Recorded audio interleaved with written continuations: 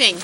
Welcome to the Livonia Public Schools Board of Education Committee of the Whole meeting of May 23rd, 2016. We do have two of our board members who are absent this evening, who are unable to be with us. However, they will be following up with the tape-recorded contents of this meeting, so they will be fully up to speed on everything that's discussed. If you're joining us this evening in-house, we have agendas just outside the door. Feel free to grab one and follow along. If you'd like to participate in audience communications, we have blue slips outside the door also. If you don't mind filling one out, we would be appreciative, so that way we would have a record of your attendance. If you're watching from home and you'd like to follow along with an agenda, you may do so online. They're available on our website, which is www.livoniapublicschools.org. If you hover over the school board tab, you can drop down to agendas and follow along this evening. Also, this evening is what we call a committee of the whole meeting, or what we refer to also as a non-voting meeting.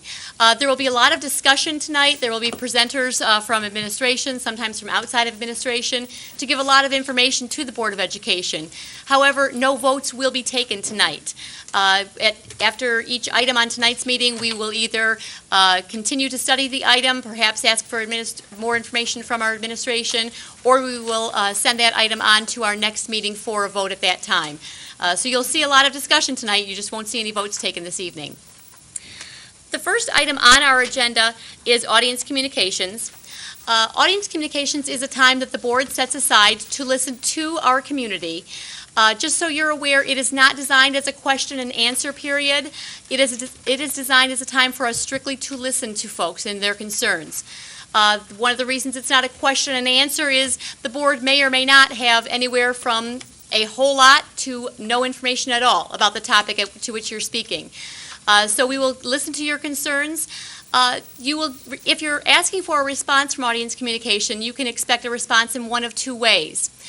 If the item that you're bringing forth to the board is directly under the responsibility of the Board of Education, then you will receive a response from the board. If your item of concern pertains more to day-to-day operations of the district, you can expect a response back from our superintendent, Mrs. Andrea Oquist, or the appropriate member of our administration. For those who may not be aware, as far as responsibilities of the Board of Education directly, we are responsible for hiring and evaluating the superintendent, for setting policy and revising policy as needed for our district, and for setting the long-term strategic goals and matching our budget up to our goals. Those three items are exclusively assigned to the Board of Education. Almost everything else falls under the superintendent and the administrative team and the staff that we hire in Livonia Public Schools. So if you're requesting a response back, that gives you a little bit of a clue back to who you might be expecting that response from. Audience communication, I do have, it looks like 4 members of the public who would like to address our board this evening. We do ask that each person who's addressing the board keep in mind and respect the 3-minute time limit that we have asked each person to honor. The reason that we have a 3-minute time limit is so that we can be fair and equitable to everyone, and so that we can make sure that everyone has an equal opportunity to speak. The first person who would like to address the board this evening is David Monahan.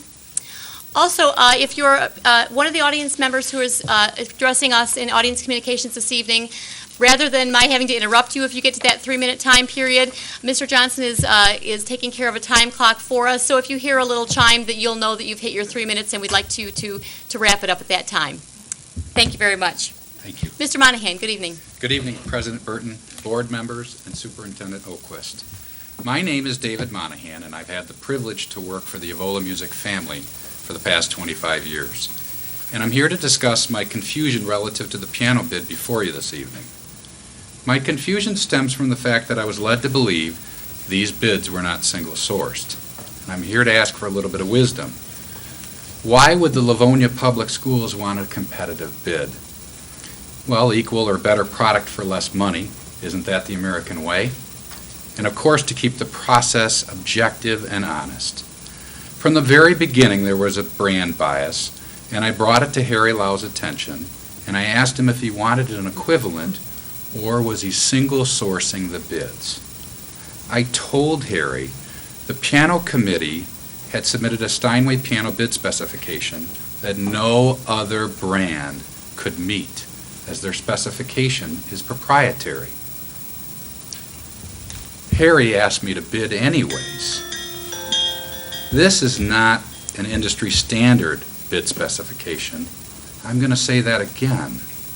What Livonia asked for a bid was not a standard bid specification for an elementary, junior, or high school. It was a brand specification. 3 of the 4 piano bid proposals this evening were for acoustic pianos. Of the 33 acoustic pianos Livonia bid for, Steinway manufactures 3. The other 30 are manufactured by the industry standard builder, Kawai. To be specific, Kawai builds the product branded Boston, which Livonia has chosen. This is the reason I'm asking for your wisdom in this matter. I was led to believe these bids were not single-sourced, and you would consider an equivalent. Can you imagine my surprise when I found out I didn't meet bid spec? I had already told Harry that.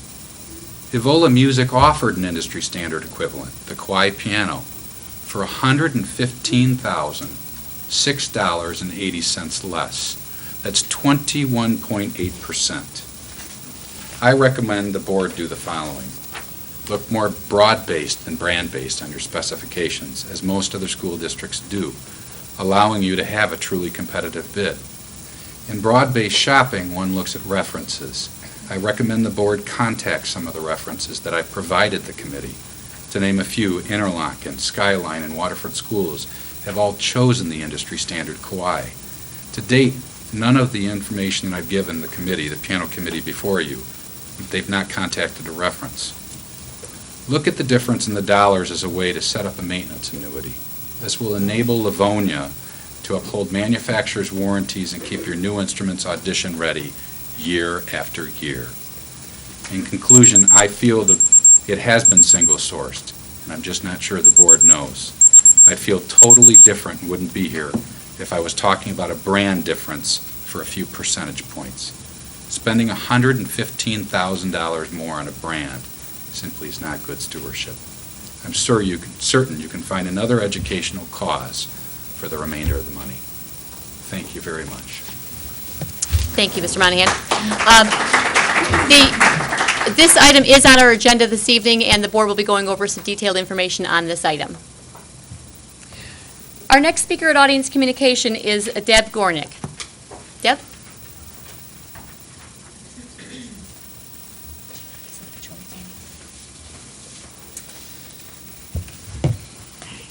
Good evening. Hi, board members and Good evening. superintendents, and is this okay? It is on. It doesn't sound like you're on. I'm probably coming here from a little different perspective than what you're used to seeing as a staff member for LPS, because I'm like about this far from retirement. But I had some thoughts I wanted to share. My most recent cohort that I was in for my master's was made up of teachers from a variety of districts in southwest Detroit. There was Romulus and Belleville, Inkster, Dearborn Heights, Detroit. And the teachers would talk about their districts. They'd discuss support levels or lack of them, administrative policies, their paychecks. And I never had much to contribute to those because their complaints were not mine. I was from LPS, and I had pride in my district, and I was grateful, and I felt appreciated. Board members, you have to find a way to compensate these new teachers adequately. They deserve it, number one, but also, if you treat them valuably, they will go to the mat for you. You can do it. It may not be easy, but you can do it.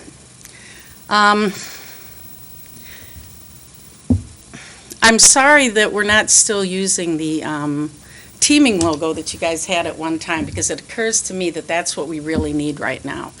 Public education is under assault like we've never seen it before, like we never imagined it could be, and no more so than anywhere like it is in Michigan.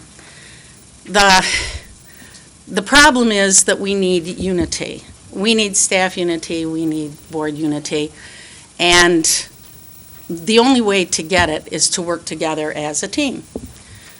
Our I'm sorry, I lost a train of thought there.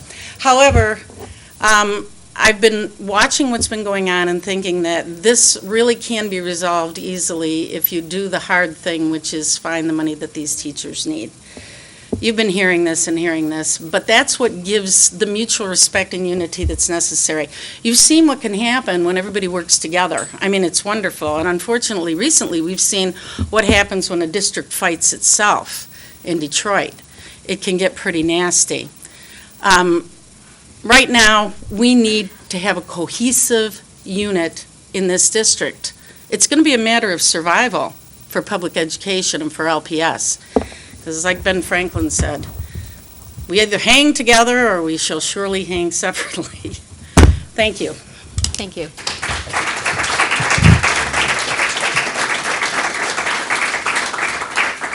Our next speaker this evening is Martha Tashnik.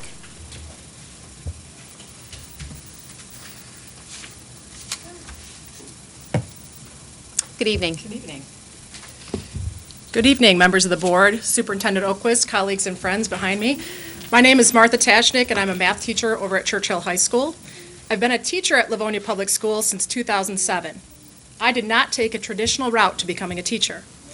After college, I worked in corporate America as a buyer.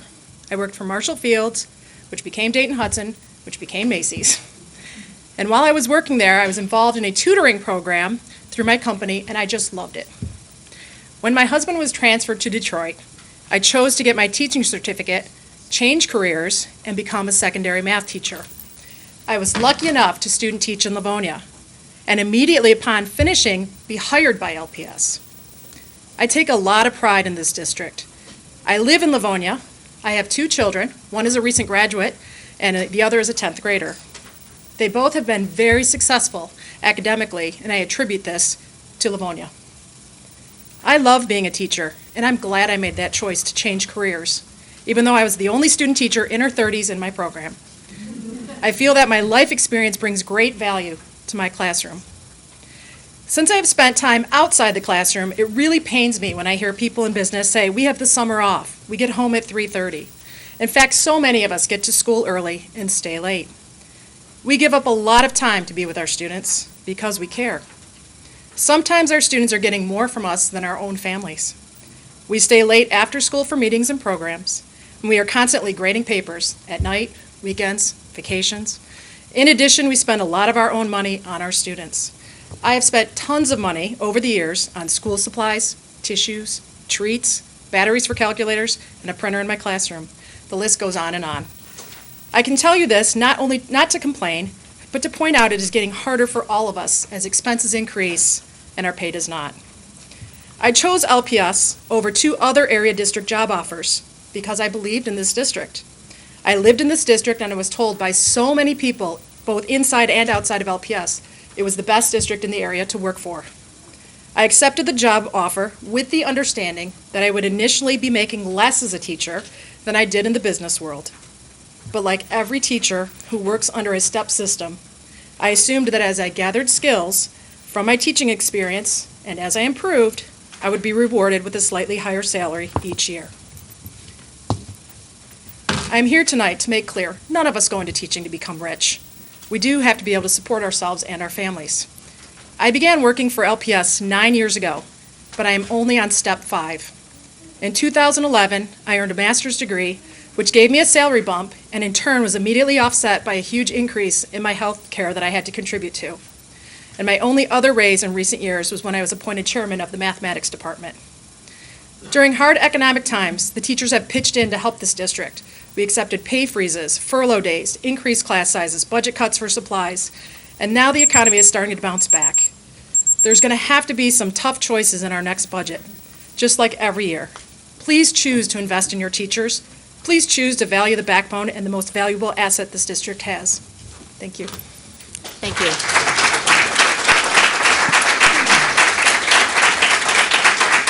Our next speaker this evening is Doreen Byrne.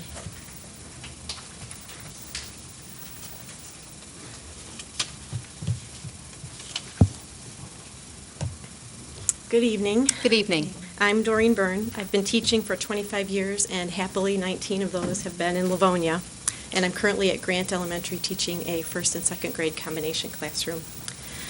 Tonight, I'd like to talk about how teachers have contributed to Livonia Public Schools. Recognizing the financial climate and disastrous underfunding of public education in our state, we have voluntarily taken concessions and pay freezes for many years. We have watched our paychecks continually decrease as our expenses continually increase, including the amount that we have to put back into our own classrooms. My school is being renovated this summer, and teachers were told that they should probably take their personal items home. When I looked around my classroom, I realized that most of the things in there are mine. Teaching guides, most of the furniture, some of the technology, books, and math and science supplies were supplied by the district, but the rest of it was supplied by me. I have made a significant financial investment in my job and this district, and I have sacrificed for this district. We all have. We've done our part. We have amazing, dedicated, and talented young teachers in LPS. They are the future of our district. As veteran teachers, we have mentored and encouraged them, but it's getting more and more difficult. It's hard for younger teachers to feel optimistic about their future when they have a master's degree and 7 years of teaching experience, but remain at or near the bottom of the pay scale, have to work a second job, can't afford to move out of their parents' home or start a family, and have to donate so much of their own pay back into their classrooms. Yet we continue to stand by them and try to convince them not to give up on the profession to which they have dedicated their lives. We've done our part. We are very aware of the political decisions being made in Lansing that have such a detrimental effect on public education. We have contacted our legislators and continue to do so. We are professional educators. Education is our calling and our passion. We must advocate for our students, our district, and our profession, and we do. We have done our part. LPS is a district to be proud of, and teachers have done and will continue to do our part to make this a great place to learn. We have made tremendous financial and emotional investments in this district, its families, and students. We've done our part, and I encourage you to do your part. Please support us as we have supported Livonia Public Schools. Thank you. Thank you.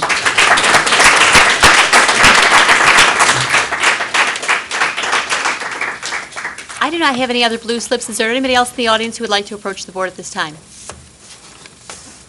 Seeing none, the next item on our agenda is our Committee of the Whole. Our Committee of the Whole, item A this evening, is our District Enrollment and Facility Study Team Update. Mr. Archibald, would you like to, Ms. Addy, would you like to approach the table? And Mr. Wills is going to join us as well. Yes, Mr. Wills as well. Good evening. Good evening.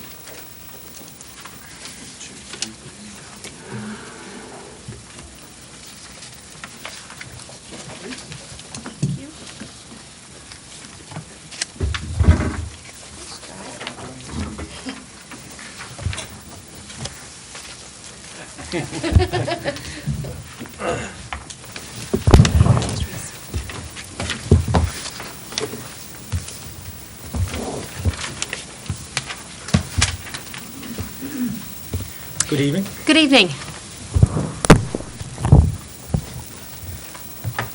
We are excited to be here this evening to share with you an update on the progress of the District Enrollment and Building Utilization Committee. Mrs. Abbey and I will share some of the brief details and then ask Mr. Wills to fill in a little bit more of the, put a little more meat on the bone, if you will. Our committee is a large group. It currently sits at 46 members. We have a representative on the committee from each school building. And our committee includes a broad range of stakeholders, including parents and community members.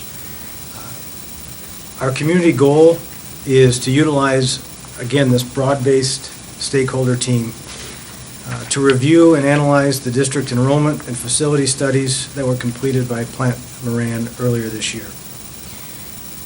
And we want to do this in order to safeguard and conserve the district resources. The committee objectives are, one, to recommend options to the Board of Ed and the superintendent that increase our facility utilization at our elementary schools, moving towards a goal of 80% capacity. We want the recommendations, whatever those be, with respect to expansion of programs or consolidation of facilities, need to be made with careful thought and consideration and must include rationale for the potential impact that they will have. And this has been serious work for the committee.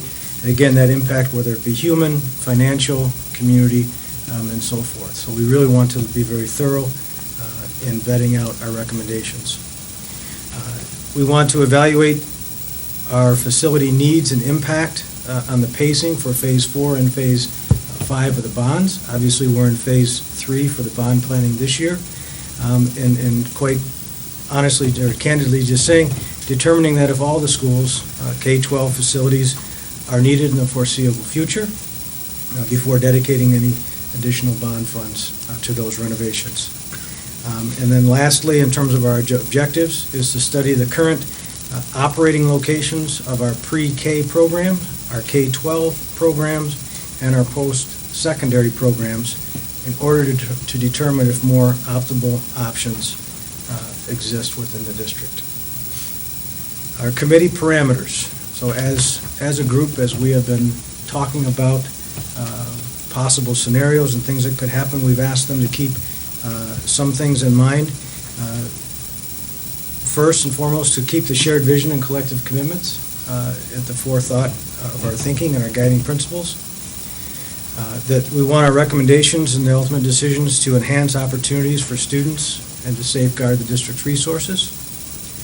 We want to maintain our triads and our current grade configurations. And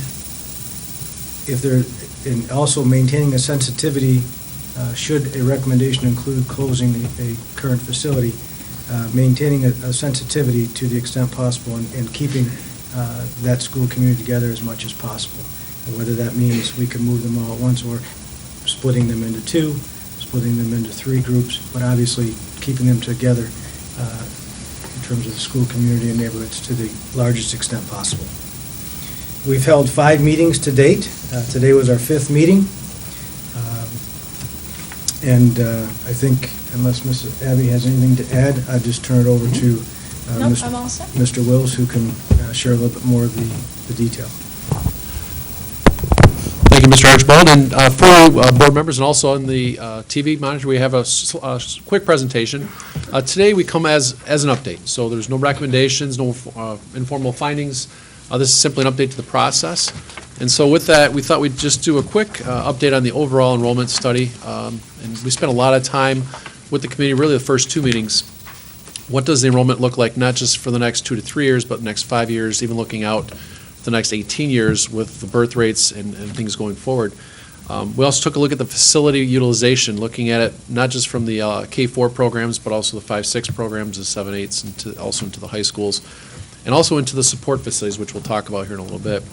Again, as Mr. Archibald mentioned, we do have the objectives and the goals that we highlight at every meeting, just to kind of remind the 40-plus members of these are the goals and objectives and the parameters. We do have a section called parking lot questions, which may not deal specifically with this, but it's something that, again, the district's able to respond back to other questions that may come out of this. This presentations from the 4 or 5 meetings are currently on the district's website, so if those are out there interested, there's a district utilization tab that they're able to look at some of those presentations and information that we've covered to date. So in your packets, you do have what we'll call the Michigan Live Birth for Western Wayne County. This is something that we presented back in the April timeframe, and oftentimes we get asked some questions, are we at the bottom of that downward trend? And the answer is yes. And so the birth rate in Michigan has actually leveled off in the last 3 to 4 years. And so if you take a look at your current freshman, sophomore cohort, back in the 2019-99, there's about 15,000 live births. Western Wayne County, exclusive of the city of Detroit, is right around 13,500, and you'll see that for the next 4 or 5 years. So that incoming kindergarten class you would envision would be very similar to the size and numbers that the district saw this past fall going forward. On the subsequent slide, I know it's a little bit more difficult to read up on the screen, but one of the things we point out, we've really highlighted in red, and so of those live births, Livonia traditionally captures roughly 6%. So good economies, bad economies, ups and downs in the live births, you've traditionally captured roughly 6%.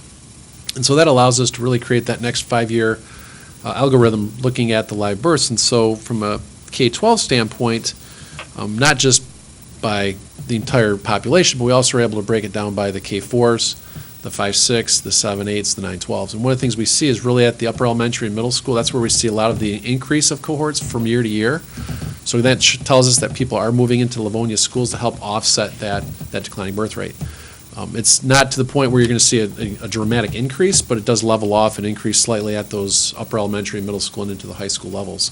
And that's one of the main reasons why we're really focusing on the K-4s. When you take a look at the utilization on the subsequent slide, this is also something that we had presented back at the April committee as a whole. You're right around 62% on average for your elementary or your K-4 buildings. Upper elementary, middle schools are at 70 to 75%, and the high schools are between 70 and 80%. So again, the primary focus here is K-4. As Mr. Archibald mentioned, one of the parameters is keeping the triads. And so understanding that these K-4s do feed up into 3 upper elementary schools, into 3 middle schools, 3 high schools, that's very important. And from a committee standpoint, to understand and really understand those parameters. So it's primarily the focus for the K-4s going forward. We did look at every single facility in the district, so all 2.2 million square feet. We walked through every floor plan. We looked at every program that was building-specific as well as maybe district-specific or even a county-based program. I know the first 2 meetings were a little arduous and they were long, about 3.5, 4 hours, but we thought it was very important that for us there is no preconceived notion here.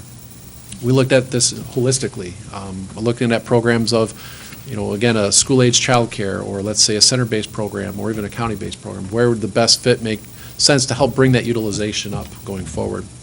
So again, the K-4 was really a primary focus, and as Mr. Archibald mentioned, it's really taking a look at what does that Phase 4 and Phase 5 bond look like to make sure you're putting the right resources from a bond standpoint into those facilities. Again, in terms of the committee goals, I think it's great that you have a representative from each of the buildings as well as parent community members, because we have been able to really garner a lot of insight to what it means to be, let's say, for instance, a participant in a school-age childcare. What are some of those challenges or successes? Or the PK program, or hey, this is something that makes this elementary school special because of this from a programmatic standpoint. So really, again, understanding those guides and those goals and objectives has really helped those conversations come to head. And I have to be honest, there's a lot of very good, candid conversations that are being held relative to what's the best for a financial impact, what's the human impact, again, trying to protect the district's resources relative to the bonds and facilities going forward. So again, things that kind of expand a little bit is, again, taking a look at PK. There's a conversation relative to maybe taking a look at Jackson, since it's a smaller facility, how could you potentially grow that program? So again, even some of the non-K-4 programs that are within your elementaries, it's good conversations of, here's the financial implications if you grow a program or if you relocate the program going forward. In terms of the formats, meetings to date, so really meetings 1 and meeting 2. Our first meeting was held right here in this facility, and we had 46 individuals plus central office representatives to really understand what were the goals and objectives, what is the parameters that the committee is really going to be looking at. Again, what are the roles and responsibilities as us as a facilitator? Our recommendations are really the recommendations of the committee. That's important because we do believe it should be from a stakeholder standpoint of Livonia Public Schools, parents, and community members going forward. We did take a look at that high-level overview of the enrollment, as we mentioned, the utilization, but more importantly, the bond program. So understanding what phases 4 and phases 5 look like from a dollars and cents standpoint. Again, how do you reallocate some of those dollars? Some of them will move with the kids, i.e. technology or furniture and things of those nature. But really harnessing what it would mean to, if a building gets repurposed, if it gets potentially closed, or more students come to that, what's the capital requirements going forward? So we went from a very global view into more of a granular view in meetings 3, where again we did go building by building specifically for floor plans and programmatics. Meeting 4, we did spend some time really looking at what are some potential considerations or options. So again, how do you bring up utilization? How do you shift students around? So at the end of the day, understanding that your enrollment at the K-4 is going to be somewhat level for the next 5 to 10 years. Those are the numbers that we're looking at. We also looked at school of choice. We also looked at intra-district. So how does that impact? And so I do appreciate the district's administration team pulling a lot of the data points for us, because one of the things we found is just because you draw a nice little boundary for an elementary doesn't necessarily mean those are the kids that actually go to that school. And again, there's maybe some more or less depending on where we're at with the district. Some of our next meetings, meeting 6, so it's really honing in on some of those preliminary considerations at the K-4 level, but also support. To give you an example, there's a conversation of potentially maybe bringing Dickinson on board to grow that PK program. What would the potential dollars be for that facility? Obviously, it's larger than what Jackson is at now. Would you need half of it, some of it, most of it? So we're still going through some of those parameters. Today's meeting was really drilling down to the granular level of how do we take a look at the K-4 holistically, looking at the boundaries, what's the impact of those students, keeping socioeconomic goals and objectives of the district. So I'd like to be here and say, here's 3 or 4 options. We're not even really close to that point, but it is well to note that, we are really honing in on several ideas and considerations that we want to bring back to the board sometime in that June and July timeframe. One is an update. I'm sure there'll be community forum meetings before the board takes any consideration. So it's really, tonight was an update to let you know that we've been meeting on a very regular basis. We've had almost 100% participation in terms of commitment to the meeting. So again, to the committee members, we do appreciate their time and efforts. So really that current area of focus, so from a K-4 facilities, the Buchanan, the Cass, Garfield, Webster, Tyler, these are facilities that would be in a Phase 4, Phase 5, originally in the bond. But as we know, things do change. Enrollment has changed since the bond passed. From the support facilities, again, the Career Tech Center, the Ford Skills Center, Administration, Transportation Warehouse. So again, those are the programs we're looking at. Does it make sense to reallocate it, relocate it, expand it in its current location, or look at other options going forward? So again, it's really looking at the bond standpoint, and like as mentioned, there are some offshoots relative to the operational piece going forward. So next steps, I will tell you next Tuesday is our next meeting as a committee, and we're really starting to look at how are the boundaries affected, not just for the schools, but even for the schools that have been renovated going forward. Taking a look at the future improvements. So again, the bond, you only have a certain amount of bond dollars, so how do you allocate those dollars appropriately to allow the architects, engineers, the district to look at those programs for next summer and the following summer for construction. Operating the facility. So again, what's the transportation impact? What would be the administration impact for those buildings going forward? LPS programs. Again, we mentioned the PK program. We know there's a waiting list for some programs. We know some are, could expand. We know some others that are potentially maybe located, maybe not centered in the district. So again, looking at things holistically as we go forward. And so tonight was more of just an update, and I would like to turn it back over to President Burton and Superintendent Oquist. Any questions we have, and again, kind of our next steps and where we're going with the committee. Okay. Are there questions or comments from board members? Mrs. McDonald. Thank you, President Burton. Paul, when your group, Plant Moran, did the study, did you, and refresh my memory because I don't remember everything all the time, did you utilize and analyze the turnover, the housing turnover in Livonia over the last year or two? And what the potential is for the next 5 years? Yes, we did. And as a matter of fact, I know Superintendent Oquist has the 4-inch binder, which does have the individual school boundaries demographic report. So that's why we're seeing actually an increase of the cohorts from K-4 into the upper elementary school, middle school. That is the transition of housing that we're seeing into the Livonia Public Schools boundary, and they are selecting Livonia as their school district. So we've taken that into consideration from a housing stock standpoint. I know there's some new future residential developments that we're digging a little bit deeper into. What does that mean for students relative to the district? But yes, that wasn't considered in our enrollment projection because we do adjust it based on the demographics. So I know that 4-inch binder has a lot of great information on it. Current housing stock, future housing stock, the age of the individuals that we see from a trend modeling standpoint for each of the individual schools within the district. So. Okay, great, thank you. Okay. Questions or comments from other board members? Okay. A few things I wanted to bring forth to, some to the board, some that the board is already aware of, but also to the public. And some of this, if it's repetitious, forgive me, I just want to make sure everyone has some of the facts that we do have. First and foremost, this is not being addressed because we are running out of bond dollars. And we've been asked that question periodically. Does that mean that we don't have enough bond dollars to cover the Phase 4, Phase 5 buildings? That is absolutely not the case. However, it is the case that we want to make sure that we are using those dollars wisely.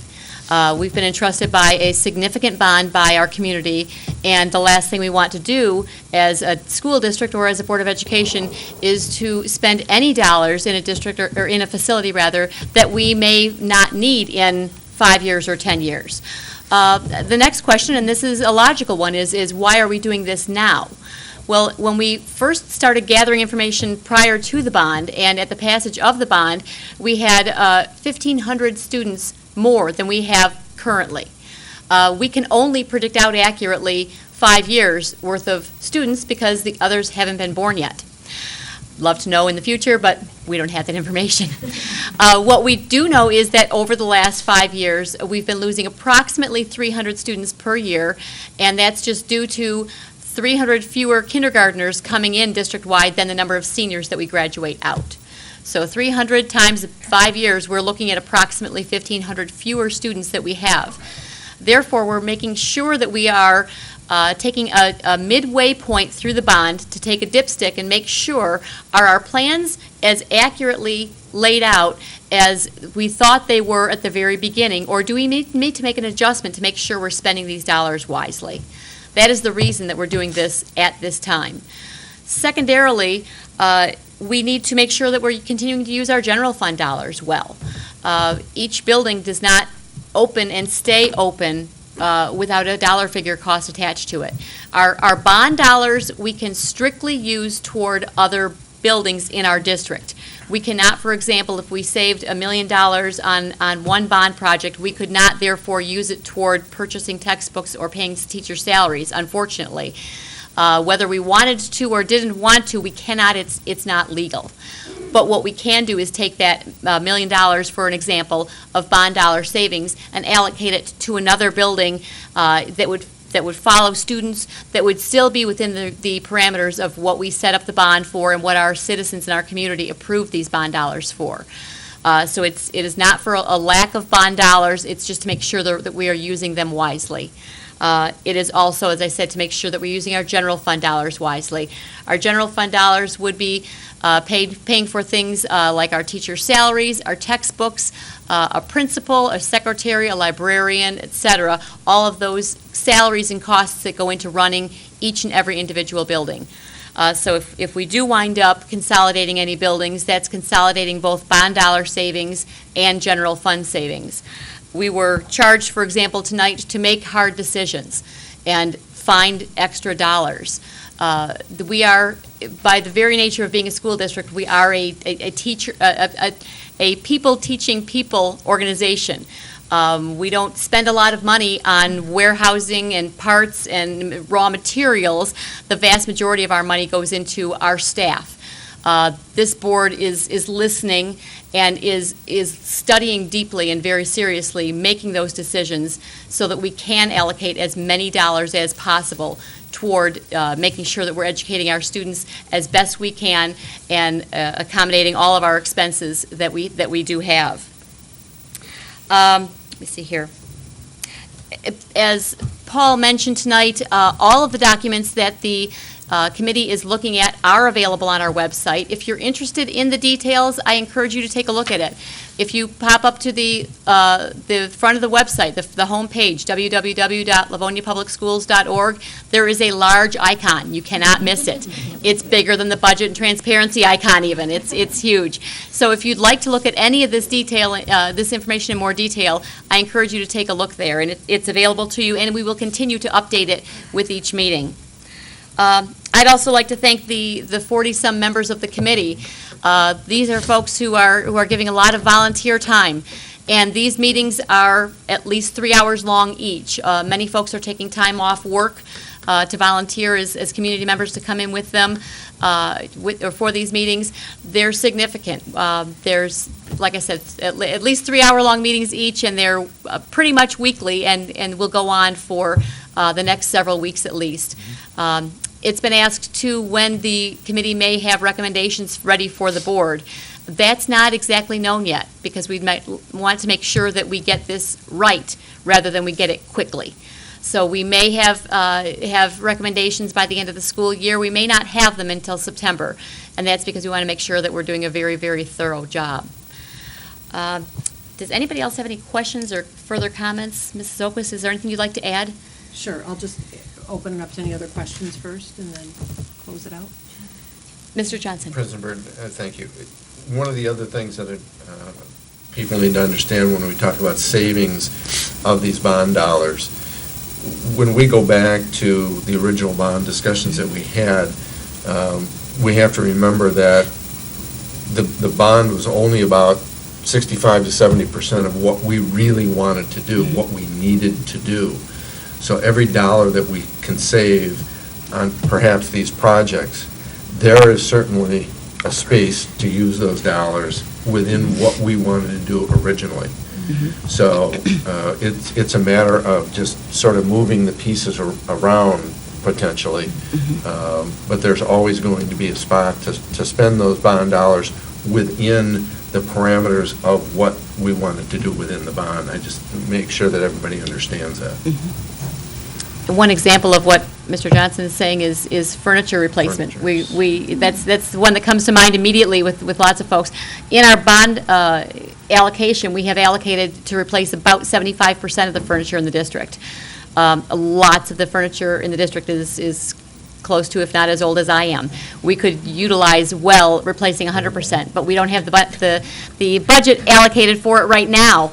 That's just one example of things. If we had dollar savings in one area, we could up the percentage of what we can replace in another area. But furniture is one that comes to mind right away with lots of folks. So, any other questions or comments from the board? Mrs. Oquist. So just a few additional comments. Thank you, Paul, for being here with us this evening, and I appreciate some of the background that you gave, Mrs. Burton. We certainly feel it's important that our district and the community understands why we're engaging in this work. I want to acknowledge Stacy Jenkins has indeed uploaded a couple of very informational background articles that really gives the impetus for, one, why we commissioned these studies to be done in December. And again, they were conducted through January through March.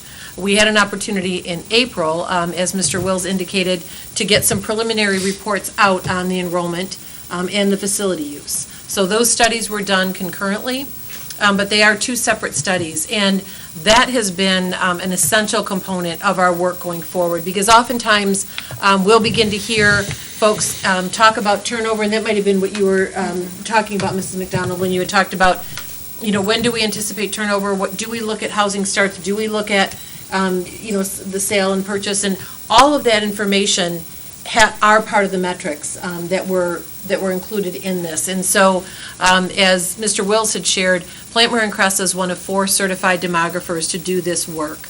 And thankfully, they've done this many, many times. And it really has allowed us to have some really good data moving forward for at least the next 5 years, and even projecting out beyond that. You're right, it's hard to know who's there before they're born, but we do have a number of metrics that are able to give us that picture moving forward.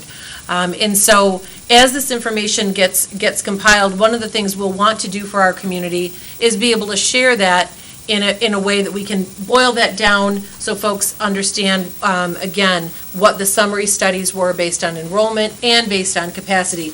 We've begun to discuss some of that, but I think it's really important that we help build that understanding, because there's a picture that looks back over the past 3 to 5 years in our enrollment patterns, and then also moving forward. That's all a piece of the decisions that the committee is looking at with regard to recommendations, and then that the board will have to take a look at as we complete the work. But I have to say, I don't attend the meetings. I stop in here and there, and purposefully to allow the committee really just to delve into that work. But one of the things as I've joined in here or there is the committee has commented more than once that the work has exceeded the expectations that they had. They truly feel that they have a voice in that room, and that from week to week, the things that they share and that they've studied impact what gets brought back the following week. And I think that's a credit to the folks leading that work, that they're hearing what is being discussed in that room, they're hearing the request for more information, bringing that forward, and that's really molding the next steps of the work. And so I think that's really important, and again, we've mentioned it many times, but we are appreciative of that stakeholder group and the tough work that they're doing, so, yeah. Again, any questions you have, don't hesitate, and we will continue to keep that information updated on the website as well. Okay. Any last questions or comments from the board? Alrighty. Thank you so much for your work leading us through all this. The next item on our agenda is the Finance Committee, and I will turn it over to Mrs. Jarvis. Thank you, President Burton. We have several items to discuss tonight in the Finance Committee, and we will start with the mobile device recommendations from the 2013 bond with Mrs. Atlas. And Mr.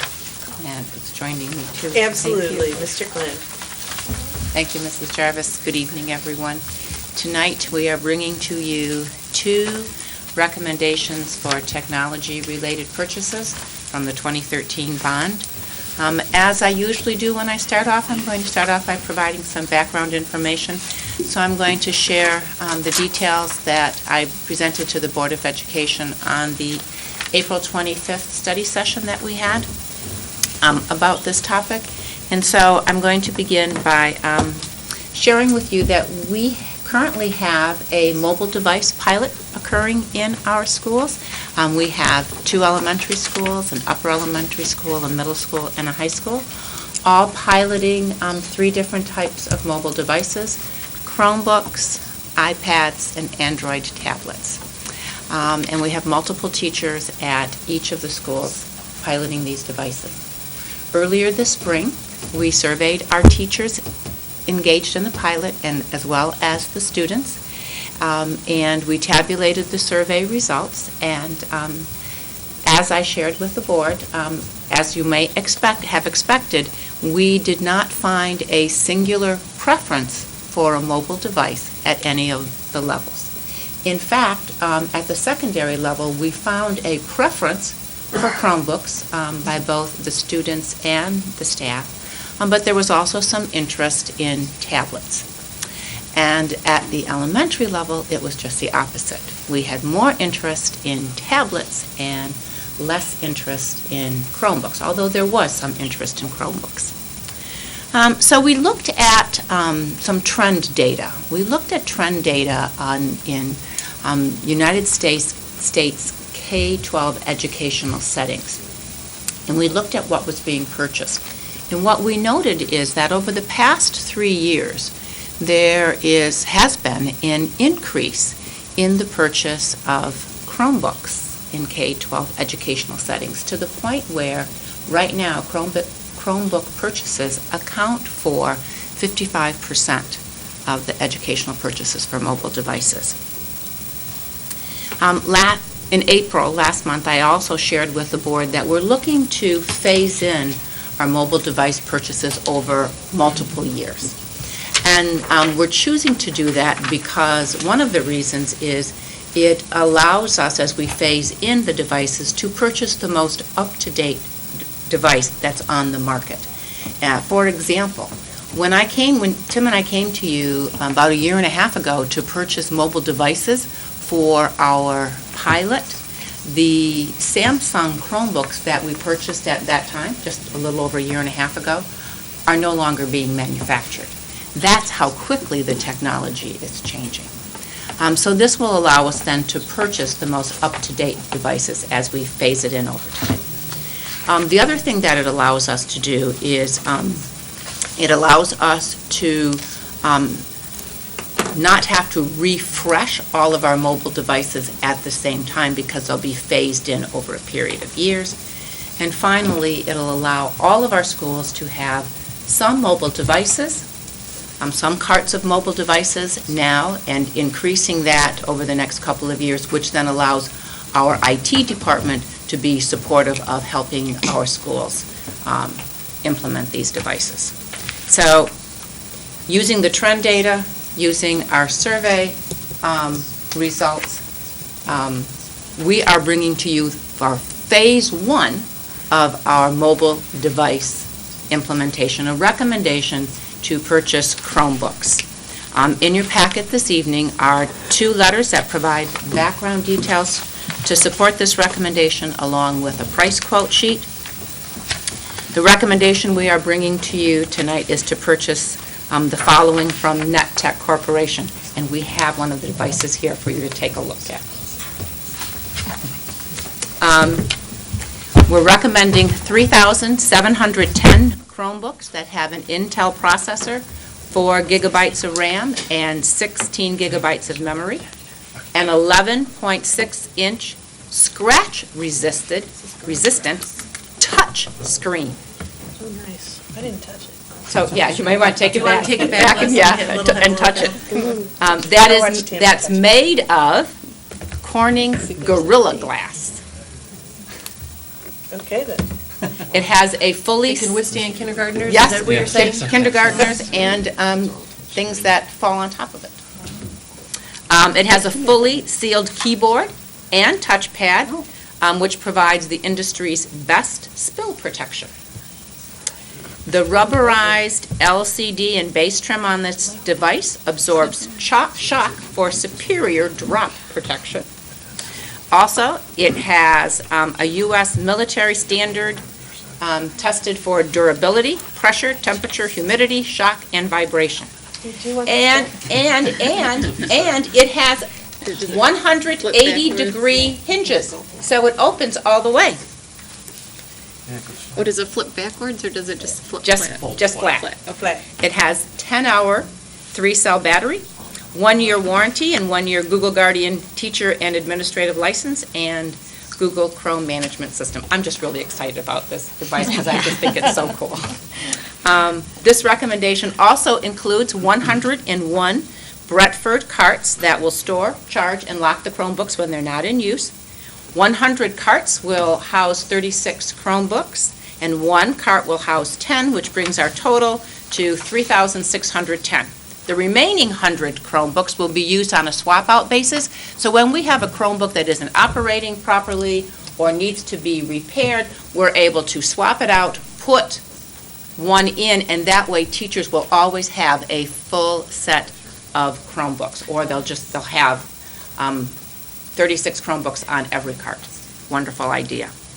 If I must say so ourselves. The Chromebook cart distribution includes the following: 35 carts for each elementary school. That's a K-4 school, so each K-4 school will receive 2 to 3 carts. 14 carts for our upper elementary school, with each upper elementary school getting 4 to 5 carts. Each middle school will get 5 carts, which brings us to 15 carts for the middle schools. 35 carts for each high school, with each high school getting between 11 and 13 carts. And then 1 cart for the Western Wayne Skills Center and 1 cart for the Career Tech Center. So now I'm going to turn the presentation to Tim Clan, our Administrator of IT, so he can talk a little bit about the deployment services that are in our recommendation. Thank you, Sheila. So obviously, one of our major concerns with a deployment of this size is getting those devices in our hands and functioning and out where the teachers and students can use them. We're talking 3,710 devices. That's a lot of work to take on in a short period of time, especially if we're looking at deploying them, later in the summer to beginning of the school year. So we've contracted through, obviously, it's through NetTech, where we're the vendor that we're purchasing the devices from, and they have contracted, I guess, with Mac Professionals, a local company who's done this type of a deployment on large scale for other districts in the area. And what that's going to include is they will take delivery of our equipment on their site. They'll unbox, boot the devices, update the operating system, resolve any DOA devices with the manufacturer, so any devices that don't function when they first come out of the box, configure and enroll each of the devices into our district's management system. They'll apply our LPS asset tag, record the asset tag, the serial number, MAC address in a spreadsheet that we can then use to import into our inventory management system. They'll also engrave each of the covers of the devices with our LPS logo, which actually looks really nice. I've seen some pictures that they've done in other districts, so that's a good theft prevention measure for the future. They'll then deliver the devices and the carts to each of our buildings. They'll remove and dispose of all the waste materials, They'll install the AC adapters and wire each of the carts. That's a big job, although, when you have to get in and wire each of those adapters into the carts, they don't come pre-wired, so that's a time-consuming job. They'll then load the devices into the carts, label the carts, and then deploy the carts to any of the areas or whatever area we specify within each building. So that's, and they've, assured us that they can handle it in the time that we've given them. And we've also talked to some other districts locally that have used the same company for their deployment, and they've been very happy with the results. So basically, when we go in to use these, we should be able to walk right into the room where they are, pop open the carts, and the devices will be ready to use. So the cost, now to the cost.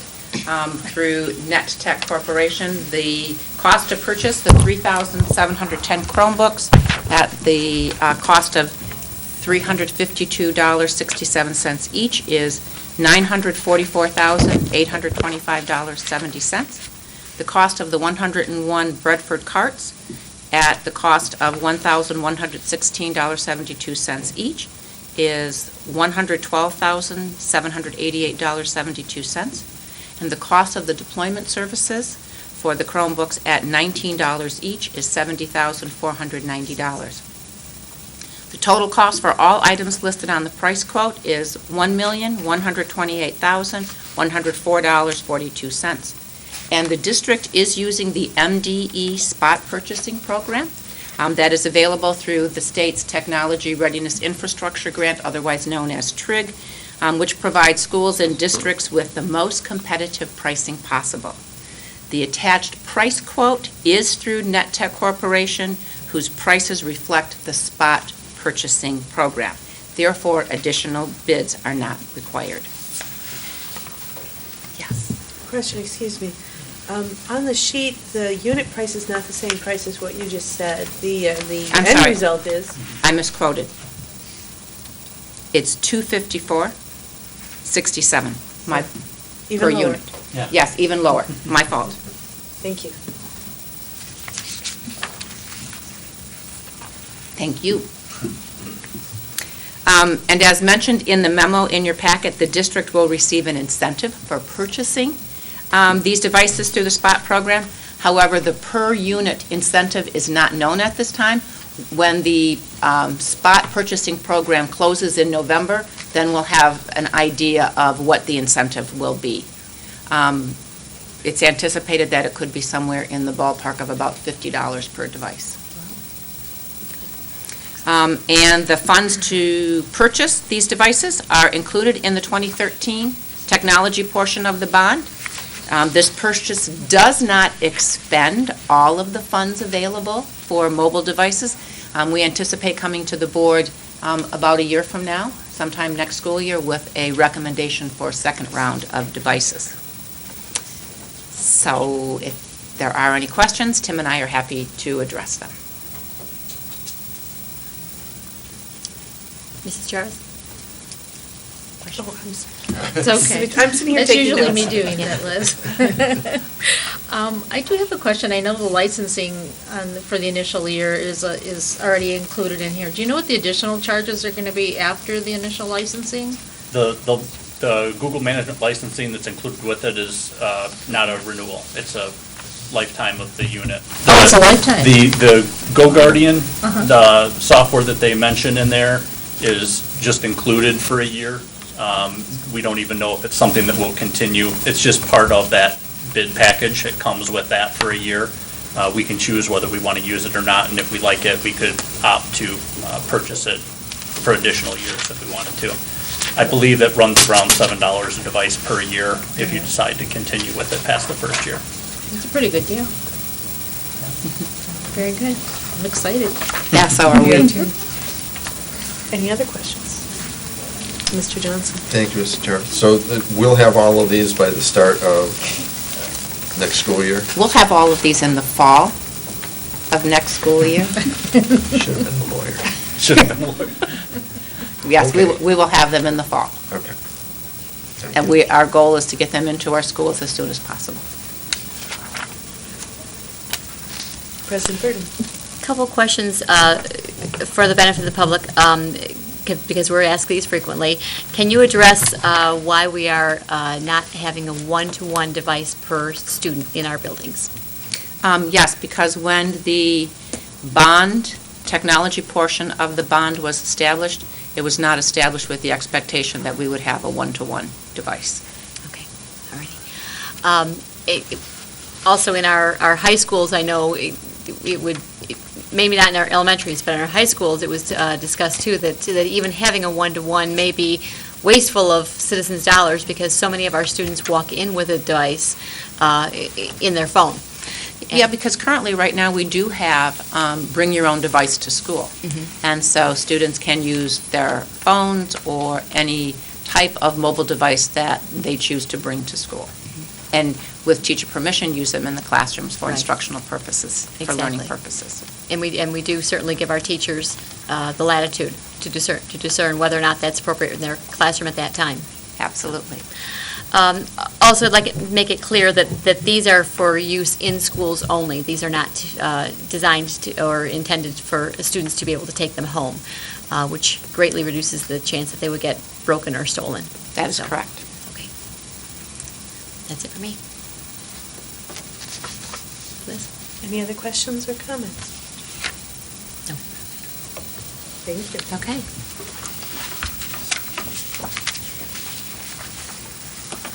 So we're staying right here. You're going to stay right where you are, and we'll We talk are, about yes. the bus camera bids. Yes. So the second technology-related recommendation is to purchase video cameras for 48 of our buses using funds from the 2013 bond. Sorry, 2013 bond, right? 2015. Yep. 58. What did I say? 40. I'm so sorry. I must be having a reversal of numbers tonight. My apologies. At least you didn't say 84. It's 58 buses, yes. In preparation for bringing this recommendation to the board, Barton Mallow Technology worked with Plant Moran Cressa and our LPS staff to identify the hardware requirements and professional services for the bus video system. Using this input, an RFP was developed with base bid specifications as well as several alternates to the specification. These bids were received on March 23rd. A detailed proposal analysis was conducted, interviews with vendor finalists were held, and discussion with district administration occurred. Based on the analysis activities, interviews, and discussions, it was determined that an award to Pro Vision Video Systems would be recommended. And in your packet this evening are 2 letters that provide background details to support this recommendation as well as a bid tabulation sheet. The recommendation is to purchase from Pro Vision Video Systems 3 cameras for each 58 buses for a total of 174 digital video cameras and installation of a GPS tracking system. This vendor has the lowest qualified bid for a digital solution rather than an analog one. The digital capabilities provide for superior video clarity and zoom capabilities. The specs allow vendors to submit their preferred solution, and Pro Vision Video is the only bidder to include a digital solution as opposed to an analog solution provided by the 2 other vendors. The original plan was to have 2 cameras on each bus, one at the front of the bus that would film from the front to the back, and one on the back of the bus that would film from the back to the front. But after consulting with members of our transportation, our IT, and our business departments, we identified the need to have a 3rd camera on the bus that will film students as they enter and exit the bus that will provide for additional safety, which is why we are recommending 3 cameras. The cost to purchase these items is $124,895. We're also recommending a 10% contingency of $12,490, which brings the total to $137,385. And at no cost to the district, the vendor will provide G-force sensors that monitor bus acceleration, deceleration, and turning. This vendor will also provide expansion capabilities for scalability and future growth, which is key because the scope of this award does not include all of the buses in our fleet. And solid-state drives for video storage. Now, these 3 items are no cost to the district by this vendor, but would entail additional costs from the other 2 vendors. Additionally, this vendor is providing a 5-year warranty, where the other 2 vendors only included a 3-year warranty in their base bid, and this vendor provides a lifetime warranty on all cabling as well as on the solid-state drives. The funds for this purchase are included in the technology portion of the 2013 bond. However, the recommendation for this purchase is over budget. The original budgeted amount in the bond for bus video cameras is $100,000. This recommendation then is $37,384 over budget with the proposed contingency. But savings realized on other technology purchases are available to offset the difference. So once again, Tim and I would be happy to respond to questions that you may have. Further questions? Mr. Johnson? Thank you, Mr. Jarvis. I have a couple of them. How are these activated? Are they on all the time? They turn on when the ignition comes on Okay, the so bus, it's timed. and then you can set the delay for when it turns off. So when they turn off the ignition, it can stay on for a few minutes or however long after the ignition is turned off to record people exiting the bus or checking the bus or however they decide to do that. But the off time is adjustable. And I'm assuming these are just recording cameras. They're not being monitored anywhere. Correct. They're recorded to the unit in the bus, the solid state drive on the bus. How long does the recorder retain the video? Our requirement was for 30 days, I believe, was what we were looking for, based on what they determined was the average amount of time the bus would be running each day. And then does it overwrite itself? Yes. And we have the capability then, if there's an incident or a suspected incident, we can save or copy that video to disk or some other medium?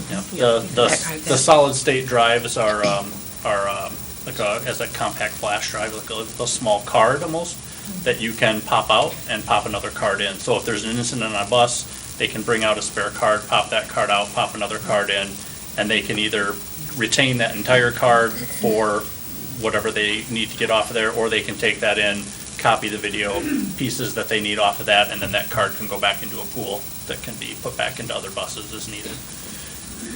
Do the drivers have access, once the ignition is turned on, does the bus driver have access to either activate or deactivate the system? No. When the ignition's on, the device is on, and the device is also locked, so there's no way to get to that card or any part of the device itself. It's locked into a little cage up near the driver's compartment. And in addition, there's a small button that gets installed on the driver's control panel that shows a green light around a little button so that they know that the device is recording, that it's on and working properly, so we don't have to keep checking. As long as that green light's on, you know. That also gives them the ability, if there isn't an incident on the bus, or that they can push that button and it will mark the video at that time, so that when they come back later, they can pull that out and review just the items that were flagged on that particular trip. And since it's got the geolocation or the GPS, you can also see exactly where the bus was. In addition to watch the video footage, you can actually watch the bus moving on a map. So they can either do it by where they were at the time, or they can, if they didn't hit the button and mark it, they can say, I knew I was at 5 Mile in Farmington when this happened. They can go back to that point and pick up the video from there if they need to. Okay. Have you been able to view an actual recording on these devices themselves, Tim? Yes, we reviewed all 3 of the bidders. A small committee met with each one of them and had them bring in and show samples of the software, how you interact with the software, what the video looks like, what the capabilities and features are of that software, to be able to export the video in different formats, where you can actually zoom in. This was one of the only vendors, because of the digital quality of the camera, that you could zoom in fairly well after the fact, because of the resolution, the high resolution of the recording. They were able to do that. As a matter of fact, they also have like the stop arm cameras and things like that available. And one of the examples that they showed was a video of the bus stopped with its sidearm extended, the camera recording, and a car, SUV went by the bus at 70 miles an hour. And they were able to not only stop it and be able to read the license plate number of the vehicle, but they were able to see a picture of the driver as they passed the bus, even at that speed. A nice clear picture of it as well, so. Yeah, because I know some of the older videos, they do a great job of videoing, but you can't, and, you know, I couldn't identify my The mother. resolution on the analog cameras is not as good and doesn't give you the ability to come back and zoom in after the fact without it getting really pixelated and blurry. Okay. I mean, this sounds like it's really pretty good stuff then. Yeah, and it has the ability to blur, so you can, if there's an incident on a bus, you can very Blur easily out, blur out other students Wow. or whoever on the bus, and just show the ones that you want to see. Okay. And these aren't going on all of our buses, right? Correct. That's correct. How are we determining which buses they're going on?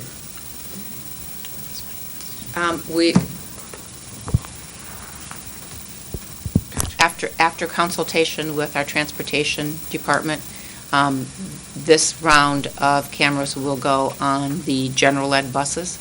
And the thinking behind that is on our special education buses, there are 2 adults currently on those buses. And on the gen ed buses, we just have the driver as the adult.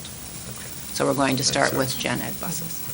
We'd like to certainly look at expanding this, so we thought it made sense after their team had talked it over with transportation. It seemed to make sense to go in this direction, but ideally, I think we'd like to have this capability on all of our buses. But right now, this seems to make the most sense to start here. Yeah. It does make sense to me. Yeah. Okay, thank you. Thank you. Any other questions or comments? Mrs. Bonnefield? Is there going to be any, are there any plans for driver education? Is there going to be an in-service or anything to sort of inform them what it is, what it's doing, how, about the button, however they need to handle that? I'm certain that there will be, but we will confirm that with our transportation director. Okay. And then, Tim, you said if the green button's on, it's working, and we don't have to go in and test. I'm a little bit leery about something that we're not watching, Right. So the issue in this field, I guess, or with a lot of the systems is not wanting to be put in a position where you think it's recording and it's not, and then there's an incident and you go to get it and you find, that hasn't been recording for 2 days or whatever. Yeah. So most all of the camera systems or the companies that are manufacturing them now have this button that's connected to the device that gives you an indication or an indicator with that green ring around the button. Yeah. If it's red, it means there's a problem with the unit and it's not recording. But if it is recording properly and functioning properly, that light is green around the button. So that just by looking down when the driver starts the bus, they can tell whether there's a problem immediately with the recording device. And they don't have a lot of malfunctions in that where it's showing green when it... Not that I'm aware of. The districts that we spoke with spoke very highly. I mean, this was something obviously that you can imagine is highly sought after. Like that's one of the main issues is making sure it's functioning properly. And so just like you would have an indicator light on the device itself that shows whether there's a problem or whether it's recording or not recording, they've incorporated that into this button to make it very easy to see right from the start of the vehicle whether or not the device is functioning properly. Okay, and with the GPS, are we able to, I know you talked about having the card and putting it in and having the bus loop come up on the screen where the bus is located. How is that going to work with, we have, every once in a while, a bus gets delayed and, we have parents that are concerned and we can say, well, we know exactly where the bus is. I mean, without having, do we have that capability to track down a bus like right then and there? So with the GPS devices that are built into these devices now. They're considered more of a breadcrumb GPS, they call Okay. it. So it will show you after the fact where the bus was at any Okay. given time. But without some sort of cellular connection and everything else, you can't get that live feed data back to, Okay. say, our transportation department, so that they won't be able to see on a map where every bus is at that particular time. Okay. But that, I believe, if I'm not mistaken with this company, there's options for that type of a connection Okay. later on if we decide to go that route. Okay, and then in addition to working with our drivers and our maintenance staff, is there going to be some kind of education program for our parents? So that, we alert them that there's going to be cameras on the bus, we alert them to, how we're going to utilize it, when it's going to be on, just so that our parents aren't caught off guard, and then it possibly exacerbates a situation that may be easily resolved because the parent wasn't aware their child was being taped. So the communication with our parent community, informing them of the video cameras on the buses. Yeah. I think that's something we could certainly incorporate into either a student handbook or the student bus letter that goes out to every family in the fall.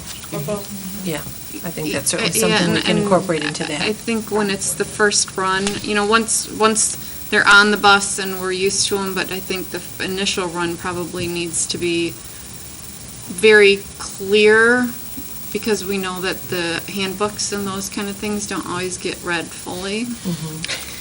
Well, But I don't want to believe that, but okay. it's maybe bright red with a flashing light on it or something. Okay, yeah. Okay, thank you. Sure. Any other questions or comments? President Burton? Following up on Mrs. Bonfield's comment about parents being informed of, are there plans to inform our students? Because when they know that filming is going on, hopefully it will be a discipline deterrent. Yes. Yes. Yes. I'm sitting here nodding, yes. Okay, yeah. Articulated, yes. Absolutely. Okay. Of course. Excellent. Good, thank you. Yes, ma'am. I forgot to ask on the last one, so I will add on this one. Are we voting on this at our next regular meeting? June Oh, 6th. absolutely. Yes. Yes, Yes. and the We'd one like to. prior to Yes. that as well? Yes. Okay, Yes. just want to make sure I have the records right. Okay. Okay, we're good to go. Okay. Any final questions or comments on the buses? Thank you. Okay, thank you very much. Thank you both. And now we'll look at piano bids for the 2013 bond with Mr. Archibald. What's the date? We're back. And Ms. Abbott. Good evening. I'm going to introduce the topic this evening, and then Steve is going to talk a little bit about the committee work after I have a little introduction, and then we'll come back and look at the bid results for pianos in detail. So just as you know, as part of the 2013 bond, instructional equipment is part of our purchase. We have purchased some music equipment already. The academic department is putting together bid specifications for science equipment. And we are here this evening to talk about pianos. So this is the fourth furniture bid. I had an opportunity with the Board of Education to provide you that detail on the equipment and the budgets that have been approved on the bond, and then how much we've spent to date. So you've had an update on that. Just a little bit about where we are. Steve is going to talk about how they actually put together what pianos the district needed to buy, who's on that committee, and how we got to, and then I'll talk about how we got to making the specifications and then putting out the bids. So with that, Steve, if you want to update us on the... I will, thank you, Lisa.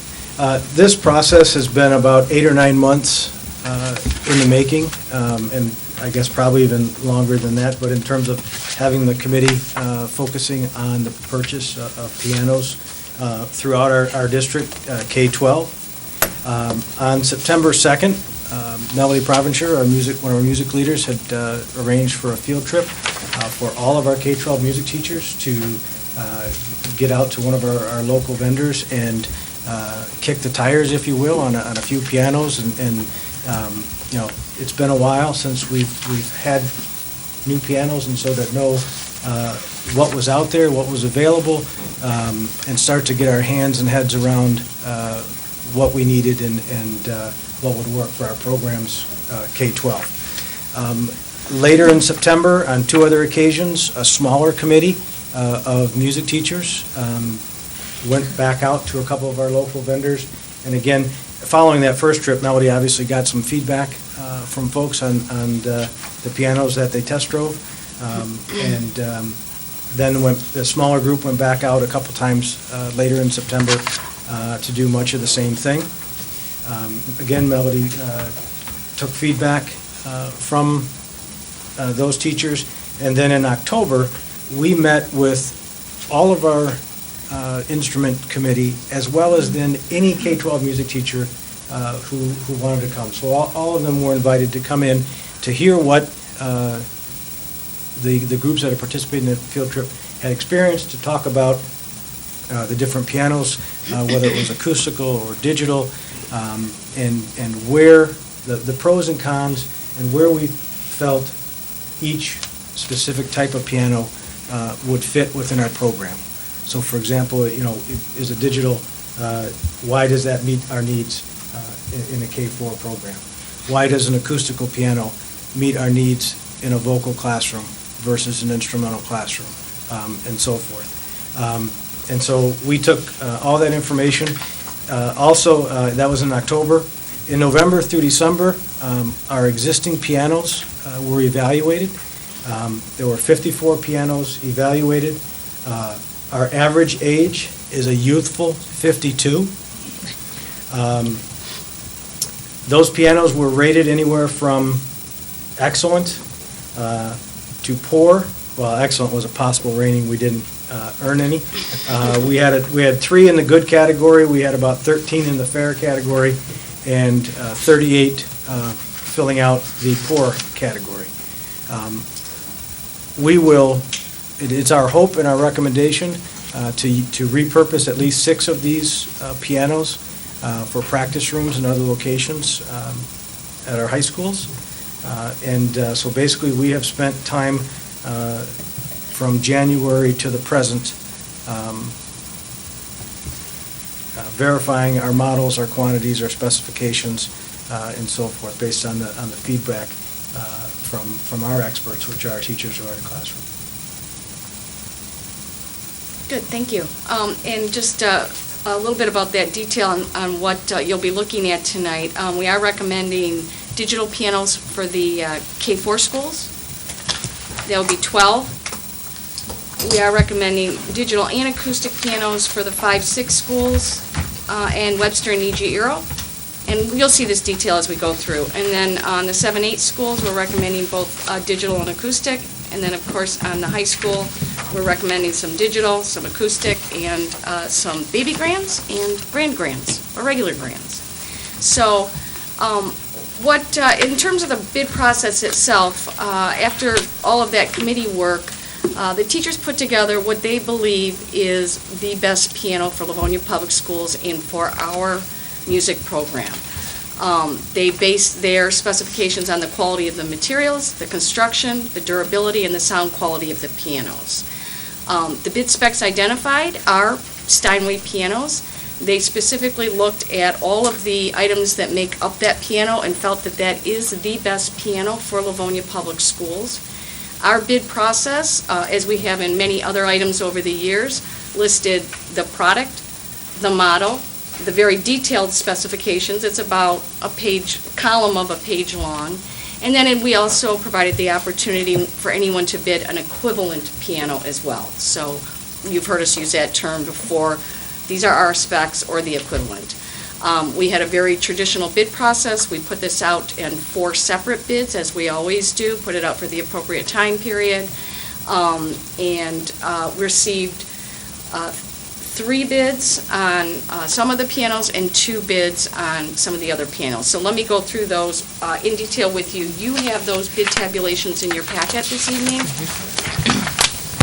I'm going to start with the upright, then the baby grand, and then the grand, and then I'll come back to the digital pianos. So I did provide you some of that information as well in your packet this evening in a memo form.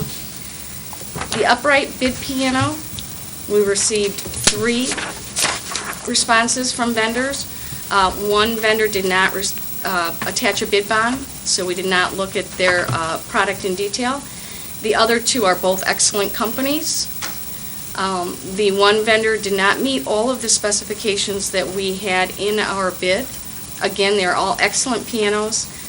On the upright, we plan to put 3 at the 5-6, 1 at Webster, 1 at Nietzsche, 2 at Emerson Middle School, 2 at Holmes, 1 at Frost.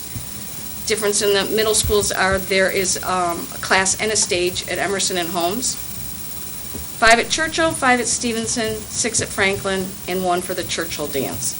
So 17 at the high schools and 10 between the 5, 6, 7, 8s. We are recommending the lowest responsible bidder that met our specifications, which is Steinway Piano Gallery, at a cost of $6,860 each, or a total of $185,220. I also want to let you know that as part of this process, we did ask our music teachers to come in and go through each and every bid specification for all 4 of the pianos that we're recommending this evening, and compare not just side by side what they visualize, but every single piece of each specification to see if each piece met the quality that we had put in our spec. And for many parts of the other pianos, they certainly did, but there were some specifications where it didn't meet our specific requirements. So with that in mind, we looked at each piano, each specification, and determined that for these 3 pianos that this did not meet our specifications. I'll talk about the digital separately a little bit. So mostly this had to do with the materials, the construction, the durability, and the longevity of the pianos. So should I stop, or should I go through? This might be a good pausing point. Okay. Does anyone have questions or comments? President Burton. So what you're saying is that while we received, for looking at this upright piano bid as an example, while we received 3 bids and 1 was dropped out because the bid bond was not provided, that it was some parts of the other piano that did not meet the specifications of what LPS had specified in the Steinway Correct. piano. So not the piano on the whole, but parts of it that go into the component of the whole thing. The construction, the components, correct. Okay. The And that was the materials, some of the components. And again, that was, I'm not an expert in pianos, so this was gone over not only by our business department, but gone over again by our music teachers, is that Oh, correct? yes, correct. Okay, thank you. Any other questions or comments? I have some. Okay. I'm a little concerned because this particular chart doesn't show anything about the type of piano, the brand, the size, the model, the make.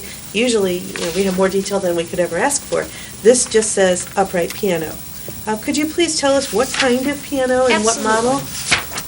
So this is the Boston, and I will read you the number. It's the UP 118S PE.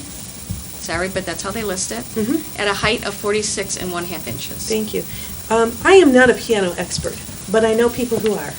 And in the last 2 weeks, I spoke with a woman who teaches elementary school piano and has played on pianos across the country for more than 50 years. I spoke to someone who is a professional piano tuner and a piano repairman for more than 50 years. And I spoke to a professor of piano at Wayne State University who's been teaching at Wayne State for more than 40 years. And I asked them just what kind of pianos they would recommend. Is there anything we should look for? Is there anything we should steer clear of? The first thing that we should know is that each of them, to a person, was ecstatic that we're buying pianos. They were thrilled to see that there's a district that still puts music at a premium, and to the point where they're willing to update their equipment. So once they got calmed down over that, they were emphatic in their support of the Yamaha piano, saying that it's the most durable that we could get, that it has an aluminum action instead of a wooden action, which, given the humidity and the changes in the temperature in our buildings would be the most reliable, that they don't require as much maintenance. They recommended the Kawhi if we were renting, but not if we're purchasing, because after a couple of years, they can't keep their tune. They said that for an upright, the Steinway does not make a good upright, and that they do in fact use the Kawhi, and they were emphatic that the Boston was the worst and would not recommend it. They also said that the Yamaha C-Series Grands were the best, although Steinways were good. If we were to buy an actual Steinway, but not the Boston model or the Essex model, that was something that they would endorse, but they would not go with either the Boston nor the Essex. That we should also negotiate the Y dollies for the Grands and vinyl-coated covers for all of the pianos. I didn't see that on any of the bids. And emphatically recommended for an institution like a school, the Yamaha P22 upright model, to a man.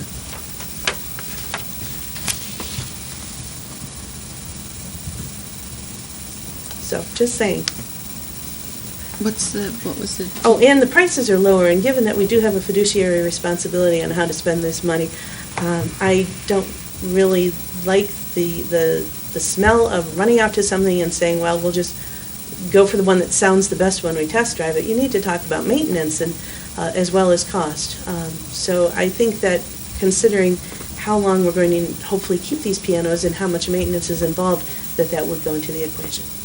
That was certainly part of it. If I didn't say that out loud, I apologize. That when we met with the music teachers, they were very emphatic that maintenance, longevity, resaleability were very important parts of why they picked the piano that they did. But having said that, I'll proceed however the board would like me to proceed at this point. Are there thoughts from board members? Mrs. McDonough, I have a question. I have not had an opportunity to review the proposals that were submitted. I know everyone has limited hours, and I probably can make arrangements to do so, but what exactly are the differences in the specifications between the two pianos, or companies, or the two bids? Yeah, I could provide you all the detail. I mean, this is the list of the specifications for the upright piano. Very similar for all of the pianos. Obviously, the digital is very different on the three acoustics. The upright, the baby grand, and the grand, they're very similar. I'll give you an example on what one of the requirements called action.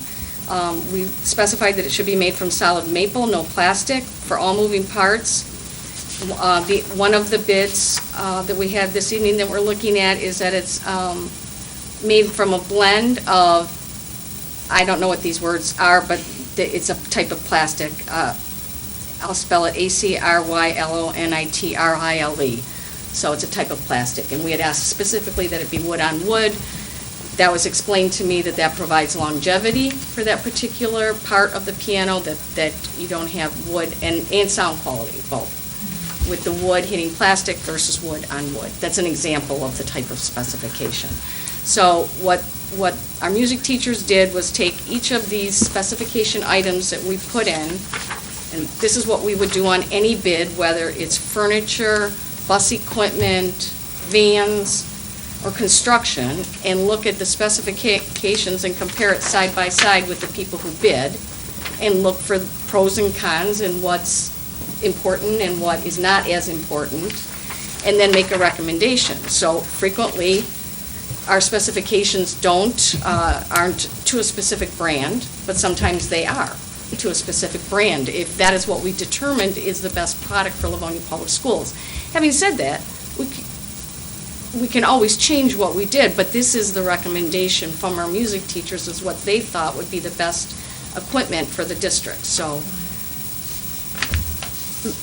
Mrs. Abbey, I know Mrs. Wickman and several other of our music teachers are here. Would they be able to come forward and speak to this as the professionals? they would, if you would like them to. Please. Please. Pretty please. Yeah, if there's a member of the committee here who could share some of their firsthand committee knowledge with us, that would be fine. We'd appreciate that. Obviously, we are experienced board members. We are not experienced piano purchasers, so the thought process behind where the committee came up with this recommendation would be appreciated. As we do with several of our purchases, actually, I would venture to say all of our purchases, just for the benefit of the public, it is, in this case too, as it's been stated, this is not simply an administrator making this decision, it's not a business department making the decision, it's not the accounting department making the decision, but rather, as Ms. Abby explained, this is a committee of the folks who use these products every day and who are experts far beyond the rest of us sitting at this table. But after we do charge our staff with several months of investigation, I would think it would behoove us to listen to the rationale of your thought process and why you chose the ones that you did for recommendation. And this is the same process, as it's been stated, that we go through with many other purchases. As we've heard tonight, we have committees of staff that test out the one-to-one mobile devices, as we were speaking earlier. Committees of people that test out the furniture at all four of our building levels.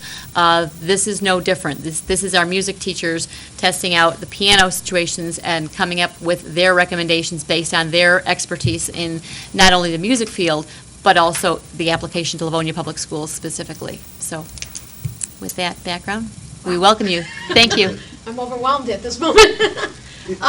Is there a specific question? That would be, I think with you listening to Mrs. Jarvis and some of her recommendations about the wood versus the steel, or Actually, aluminum, and maybe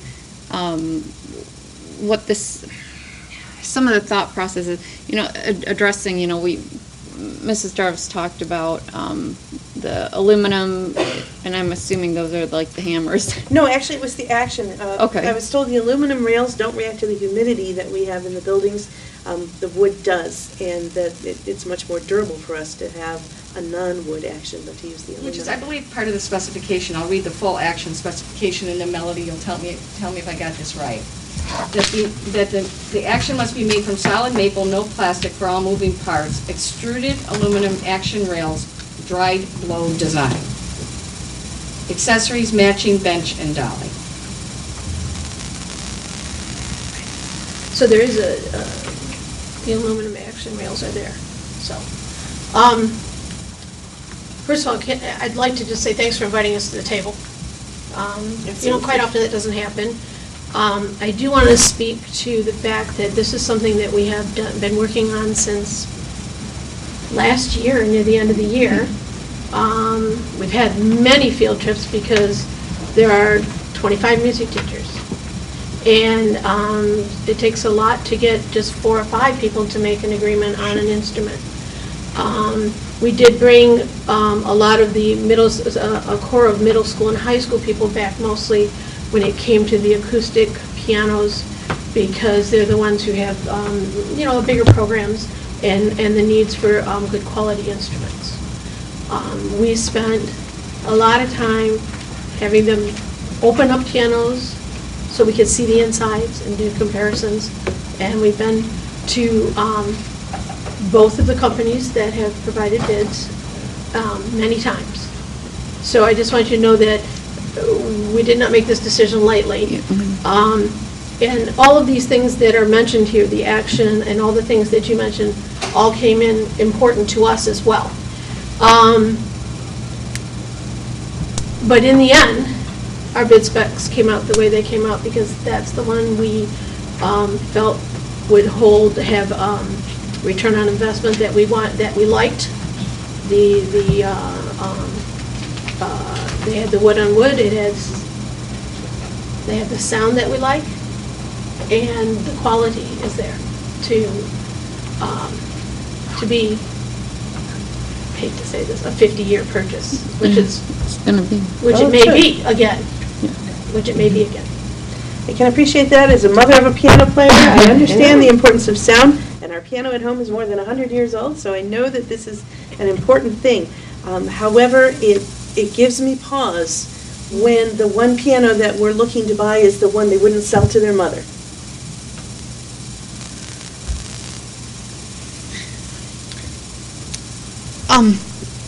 Can I?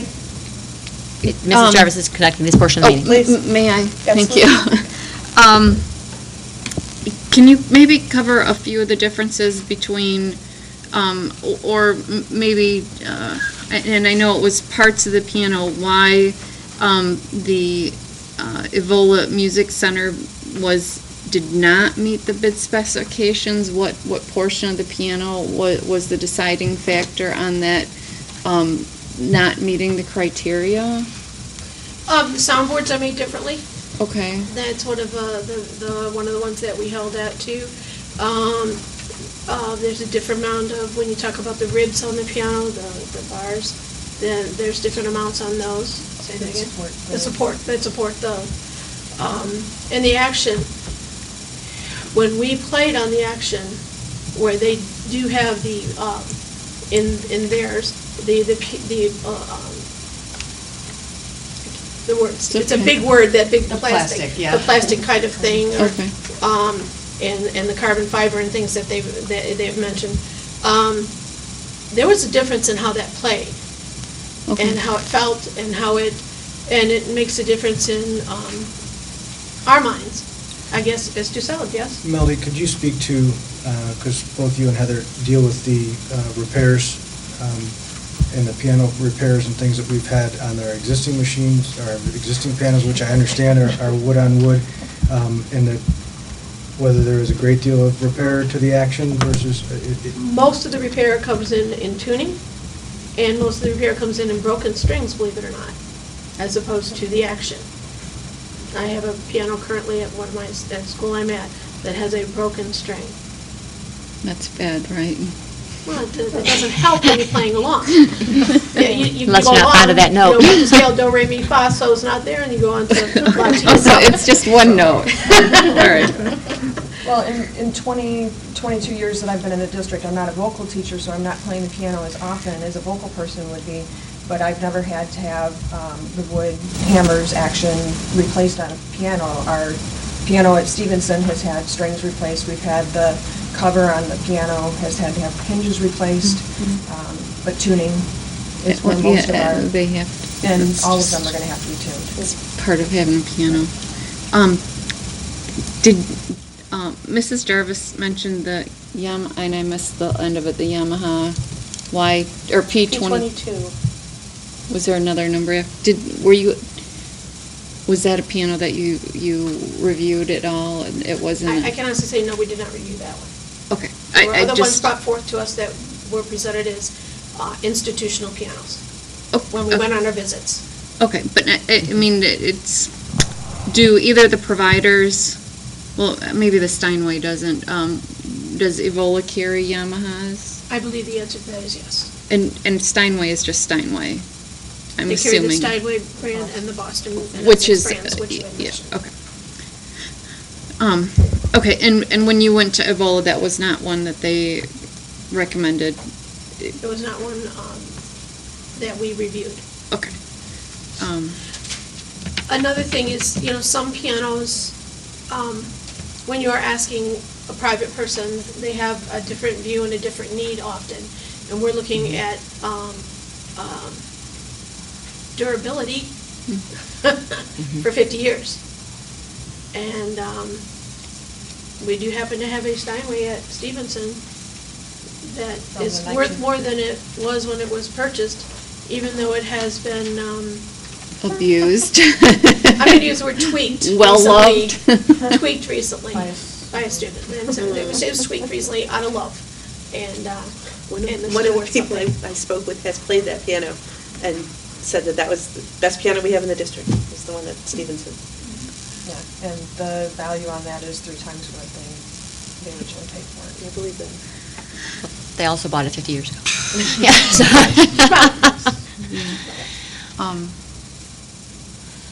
I've got a question. You mentioned a couple times institutional use. I know what I think of with that, and correct me if I'm wrong. I would imagine there are different pianos that are recommended for institutional use versus home use versus concert use, et cetera. And I'm imagining, when I hear the word institutional use, I'm thinking something that is designed specifically for long-term durability, to be played hours on end every day, and so forth. Are there, I mean, I assume that these pianos are in this category for this reason.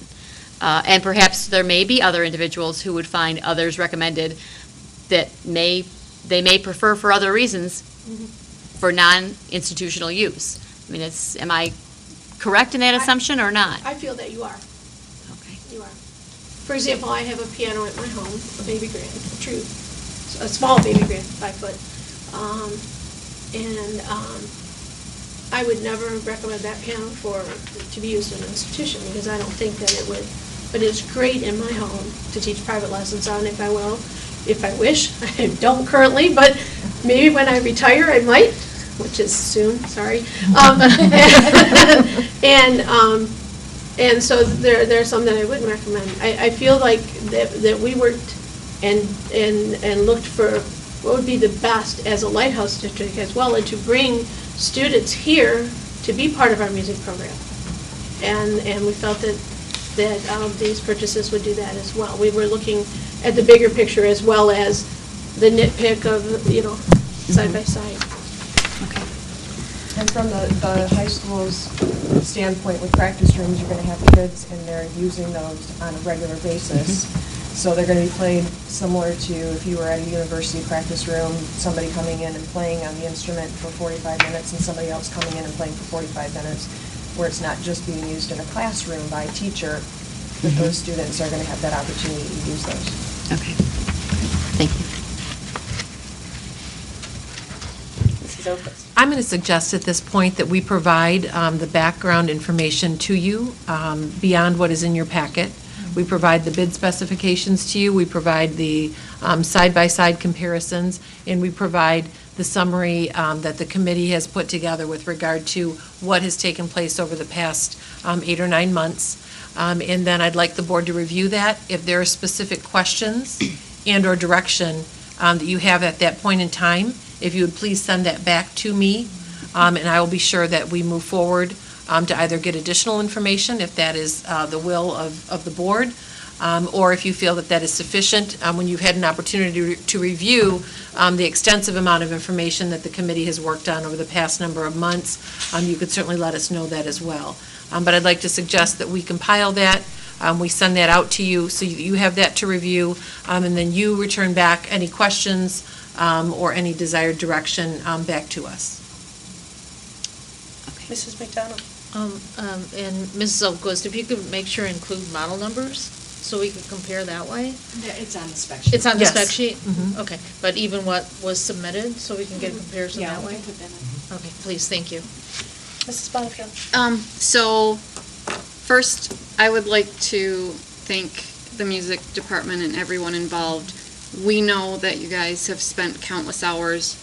It's been presented to us that this is going on, several times. So, it's not that we doubt you, but we just need to cover all our bases, and we've been brought some other information, and we just want to make sure. But you guys have gone way above and beyond, and we realize that. The other part of my question is where we always go with these purchases is how bad are we going to mess up our timeline on this? And what's our deadline? Because, this is a huge thing for the students, and I want to make sure that the purchases and the pianos get into the hands of the students on a timely basis and not turn this into the kids have to wait another year or 6 months, or we're going to have 3 musicals before they get the piano. So where is our timeline on this? Well, we certainly would like to stay within the next couple of meetings, if at all possible. Okay. One thing we'd certainly like to do is, as we open up our new Performing Arts Center, be able to have certainly one of our premier pianos be able to be part of that, and then also as we complete the renovations at our schools, to be able to include this desperately needed purchase. However, as with any significant purchase, we are willing to take whatever time it needs to satisfy the questions of the Board of Education, to be sure that we are, again, as with everything that we do, being the best stewards of these resources possible. I don't know that we'll need a tremendous amount of additional time, because I think you'll see that there was a great deal of research done. We'd have had some new information come to us this evening, so we'd certainly be happy to have folks look at all of that. But we'd like to be able to get to this within the next couple of meetings, if at all possible, so we can get the orders in, and then hopefully in the fall be able to have these for our young students to use and our staff. Mrs. McDonald? And is to note that, how long does it take for from initial order to delivery? We were told not long. Not long? Like within a month or two. It's probably a little bit longer on some of your larger pianos, but pretty much within a couple of months. Okay. All right, thank you. We have meetings scheduled for, I believe, voting meetings, general meetings scheduled for, I believe it's June 6th and June 20th. We Is do. that correct? Yes. Okay. So what we can do is take a look at this information. It does not sound at this point like the board is ready to take a vote at our next meeting, which is June 6th. What we could do is, I believe we have as a study, no, it's not a study session. We have a workshop on the 13th, On the but in the 13th. interim, we don't have to We wait can for a always meeting. have You can another- absolutely, send any questions to us, and we can certainly get that information back to the board. Okay. Absolutely. All right. Mrs. Boniface? We have 3 other styles of pianos that we have to get through yet, so. Well, Would it not, it'd I be think it would prudent be very to. similar discussions, Exactly. so. Okay, so Yeah. we don't need to finish Yeah. the discussion. And you have in your bid package what we had recommended in our rationale for, why we recommended the Steinway, so. Okay, so we'll hold the. We'll add to that. It would be one vote on the entire package, Yes. so. Yeah, we actually have put that out as 4 votes, just so Oh. you know. So that. So do we need, would it be prudent to? No, I think it's all the same, but I Okay. think it's fine the way it is. We will update you on all of the information. Okay. And they're very similar, not exactly the same when you get to the digital, but very Close similar. enough. I would love to see, firstly, I'm very fond of our music departments, as you all know, Mrs. Terry. Some of my favorite people in the entire district, I have to confess. And I know that you would be suffering to go on another field trip and play some more pianos. But I think that would be a really cool thing for you to do, and especially for some of the models that, like the Yamaha, that you haven't yet had a chance to test drive. And I know I have to answer to all of you, but first and foremost, I got to go home and look my little guy in the eye and tell him about these pianos, which is what he lives and breathes for. So, yeah, let's make sure we're going to do the best thing we can for our kids, as well as for our district, and get the piano that's going to do the job the way we need it to. So, we're being charged with this commission. Mrs. Jarvis, maybe if you could share that information with my office? I'd be happy to. Thank you so much. I'll give you all the notes that I garnered. Mrs. Jarvis? Yes, ma'am. Also, correct me if I'm wrong, but I understand that Steinway was what was specified, and other companies had the option to bid equivalent pianos. So even if the other companies believed that the Yamaha or any other piano were equivalent, it would have been bid already. Any company who would choose to, of course. Okay, all right. I don't know. And I know companies look at the specifications and say, I'm 80% here, I'm 100% here, I'm 20% here, and they make their decisions about bidding. Okay. With all due respect, as individual board members, we do not have the authority to ask staff members to do additional committee work.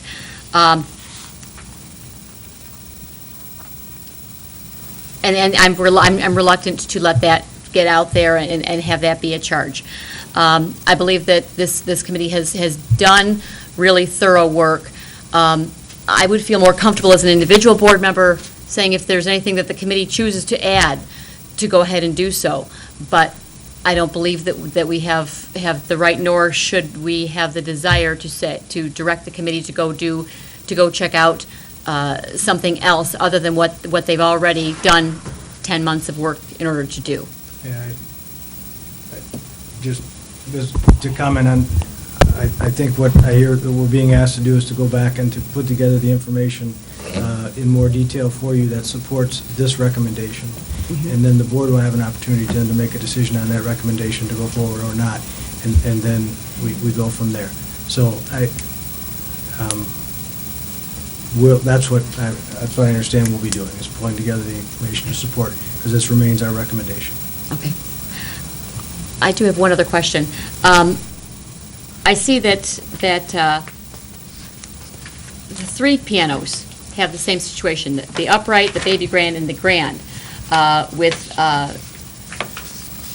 with Steinway being chosen because the others did not meet the bid specifications. However, I don't see that noted or mentioned either way on the digital piano. Yeah, we had mentioned, I had put in my memo that we had to do a little additional research, and they were out doing that side by side, so we have that available, and we would recommend the Steinway as well. And there are several factors. They're different on the digital, but there's. It's a roll-in. I'm sorry, Yes. from the Steinway company, yes. Thank you for correcting me. But from the Steinway, and again, they were different items, because it's not the same type of piano, obviously, as an acoustic piano, but there were items that they felt were significant difference in the specifications, and we'll put that together. Okay, it is the same situation. Okay, It the is same the same specification situation then. Yes, Different it's a- pianos, same issue of Correct. specification. Just Okay. different types of items, because it's digital versus acoustic. Okay, all right. Thank you. Mrs. I McDonald. just had one other question. In the specifications, they also included warranty information, I'm Yes. assuming? And one thing that, I don't know anything about pianos. I have a piano that we used for somebody when my daughter was taking lessons. But Mrs. Preventure made the comment as far as the value, and the initial cost of the piano is higher. However, what piano, not only based on what they're recommending, but what is the value going to be in, 10 years, 20 years, 30 years, 50 years versus one or the other? So I guess to look at long-term cost too. And I assume that that's part of the committee's recommendation and the written report that we'll be getting later. Correct. Okay. That would be helpful. Any other questions or comments? Thank you, ladies, for stepping up to the table and for helping clarify. Again, I can't charge you to go out and kick some more tires, but if you so choose. Thank you for letting us and giving us the opportunity to actually work through the process and. Absolutely. And think, work at what's best for Livonia Public Yeah, Schools. your input is invaluable, desperately needed. Okay. Thank you. Thank you. Thanks, guys. Thank you. Thank you. Next one, Stace. And now we'll move on to item D, furniture bids, 2013 bond. Thank you. This item, we've talked about, as you know, many, many times in the last several months. Again, we've had a committee, both at the secondary and elementary level, working on a variety of classroom furniture options. And when I say that, what I mean is a desk and a chair for our students. That's our first charge right now. As we mentioned earlier this evening, we have budgeted about 75% of our needs. So we thought first thing we would take care of is our classroom furniture with our students. So the committee's been working on that.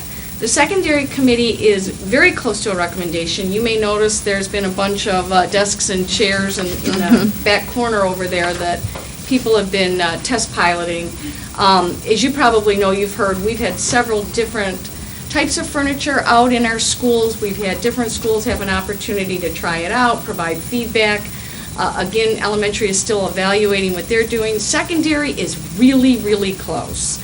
We're prepared, as I said in my memo, to go forward with an order very soon, but there are just a couple of little details that they're still working out, matching some desks and chairs and making sure we have everybody on the same bandwagon. So we hopefully will get back to you before the end of the month, but if not, it will be very soon that we'll get back with you an actual recommendation. So we've had an opportunity to get almost everyone's input, and we're just putting a little couple of dots on the i's and crosses on the t's, so we bring in a complete recommendation to the Board of Education. And again, that will be for a little over 6,000 desks and chairs for the secondary schools.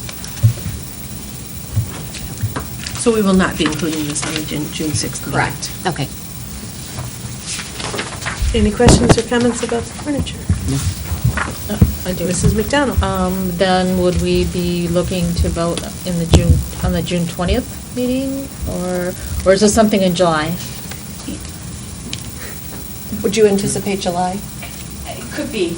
Could be. Yeah. Okay. We'll update you in the update this week. We'd like to get, on we'd where like we'd to like get to it go in forward. June. I'm sorry. We'd like Okay. to get it in June, but if we need more information than we have, then it might get pushed back a little bit. Any other questions or comments? Well, Mrs. McDonald? being that we have all these unanswered questions, maybe somewhere along the line, we should try to fit in another mini committee meeting to have discussion. If we have information that we need to discuss, we absolutely certainly could do that. Yeah.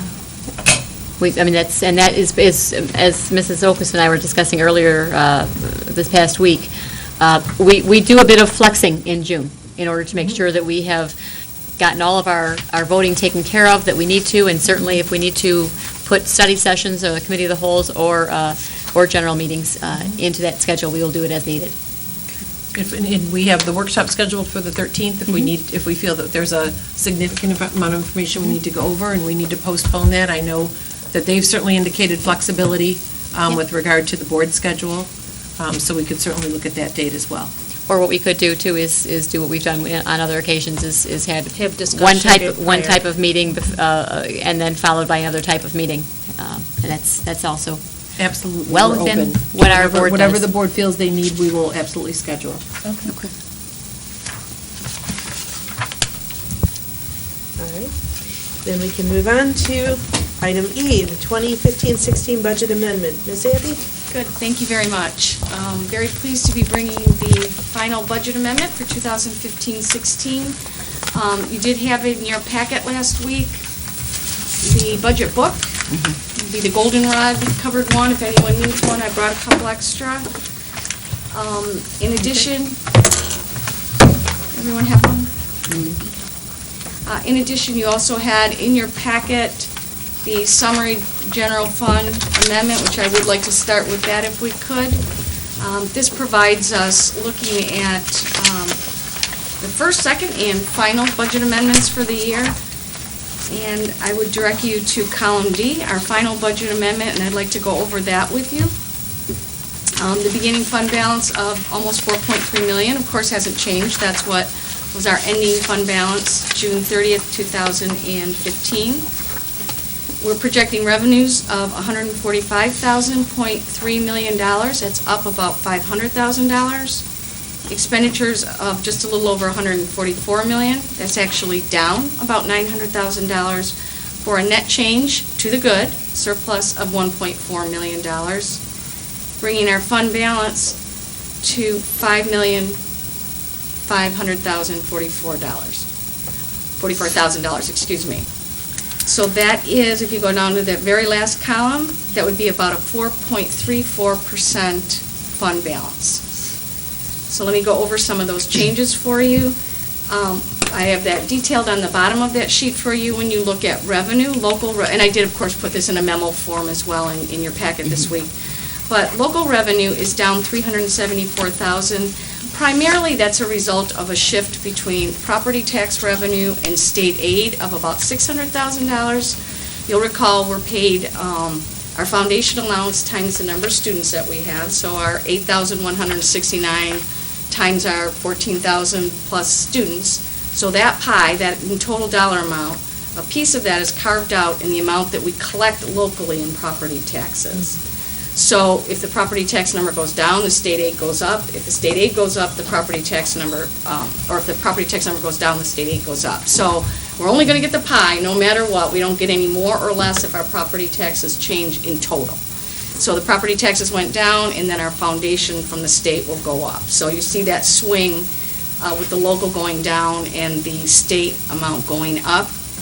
Local amounts also increased slightly for Medicaid reimbursements, revenues in our Jackson program, and then other programs as well for another $230,000. Again, most of the money in the state change was a result of the property tax changes and also about $100,000 in an adjustment to the good for special ed.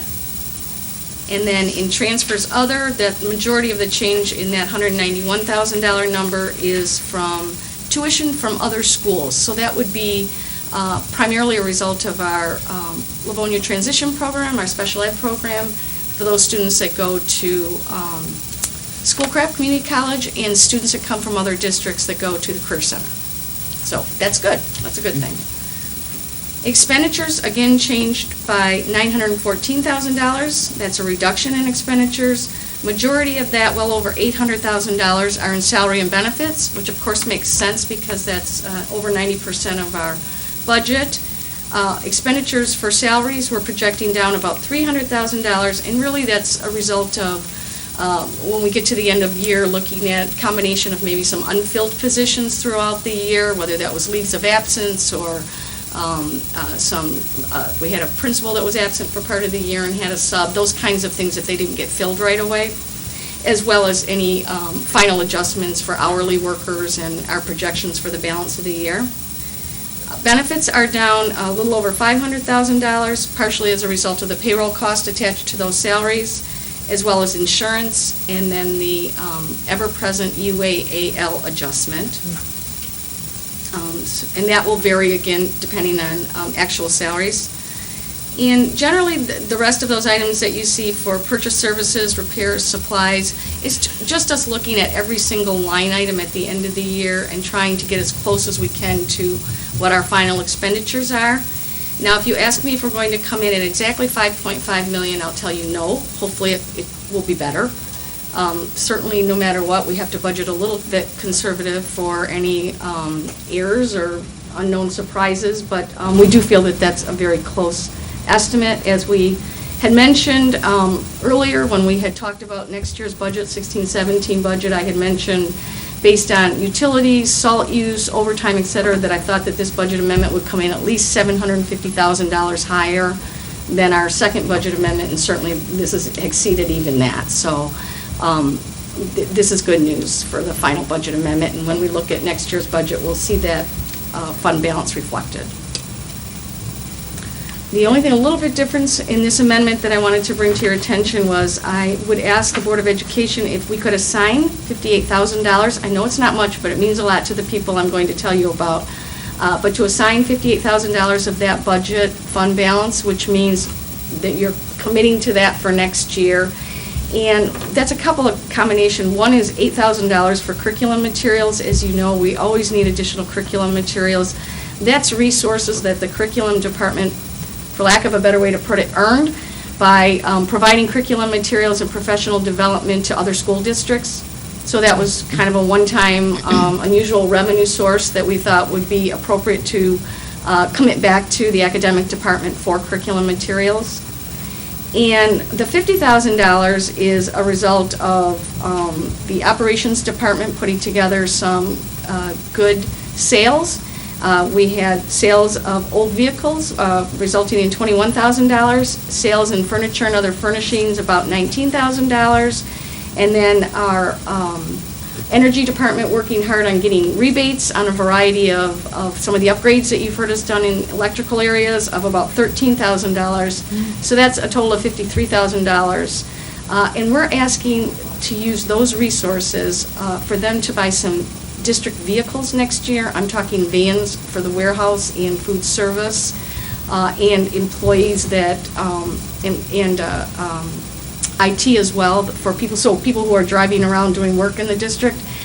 And you may recall that the only items you can buy with wheels out of the bond has to be a bus. So we can't, or with license plates. So we can't buy a trailer, we can't buy a van, we can't buy a warehouse vehicle or anything like that. So you can't do it with sinking fund.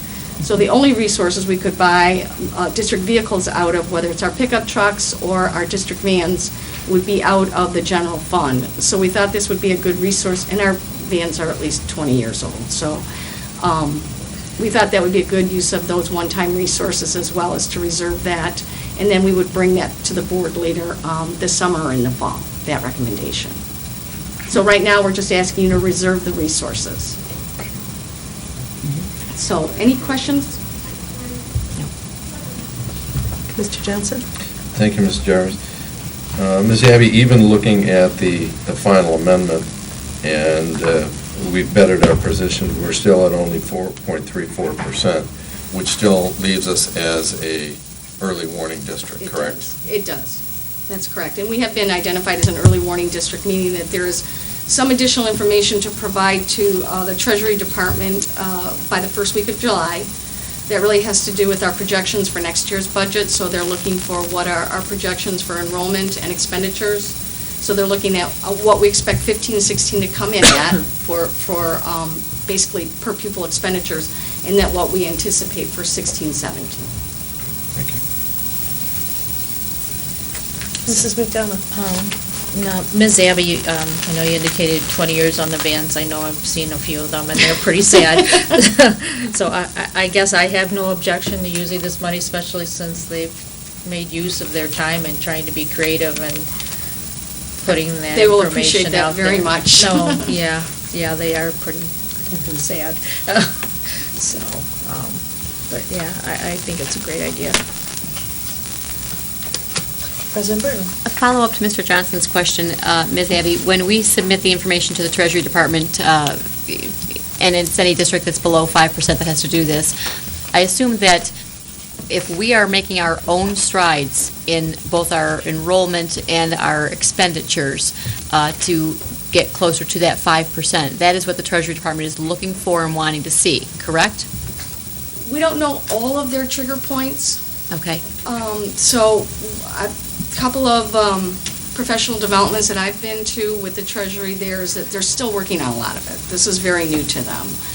Last year, I think they identified 13 districts that they were working with. Some of the trigger points, which we would not see, would be, for example, if you weren't being able to make your bills. So if you weren't paying your payroll timely, if you weren't making payments to the Office of Retirement System, if you were getting dunning notices from your large vendors. We don't have any of that. We don't have a cash flow issue. We make all our payments timely. Some of the triggers do include declining enrollment. Some of the triggers do include use of fund balance, so that would certainly be two triggers. What Treasury has committed to is if they do identify you as a struggling district, or I'm not even sure they have a word for it other than we already are an early warning district, meaning we're below the 5%. They work with districts. The first thing they want to do is talk to you and see, is there anything that they don't know just by looking at those numbers? So is there additional information that you can provide to them that would explain that would be some of the things that we would provide to them. So we've done this, we've done that, we've increased our enrollment next year, we have, our fund balance is trending, better than it did 2 years ago, those kinds of things. We would definitely be able to share with them. Okay. All right. Thank you. Any other questions? So you also had the budget book as well, which of course provides all the detail, not only on the general fund, so you have the summary of major changes, then you have the object breakdown, and then you also have that very detailed function breakdown for the general fund, and then also all of the other funds of the district besides the general fund, so all of our capital project funds, debt fund, athletic fund, funded project fund, health and welfare fund, and our funded project funds are all attached. So if you had any questions on those, if you haven't had a chance to look at it, but if you have any questions before our next meeting, I'd be happy to answer those. And then I'll pass this out before you leave. There is one change in one of the charts that is provided in your packet that I'll get to you before you leave tonight.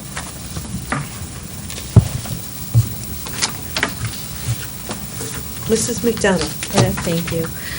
Ms. Abbey, I did have one question on page 5 of the summary of expenditures, and that's in just because I just don't understand the difference here.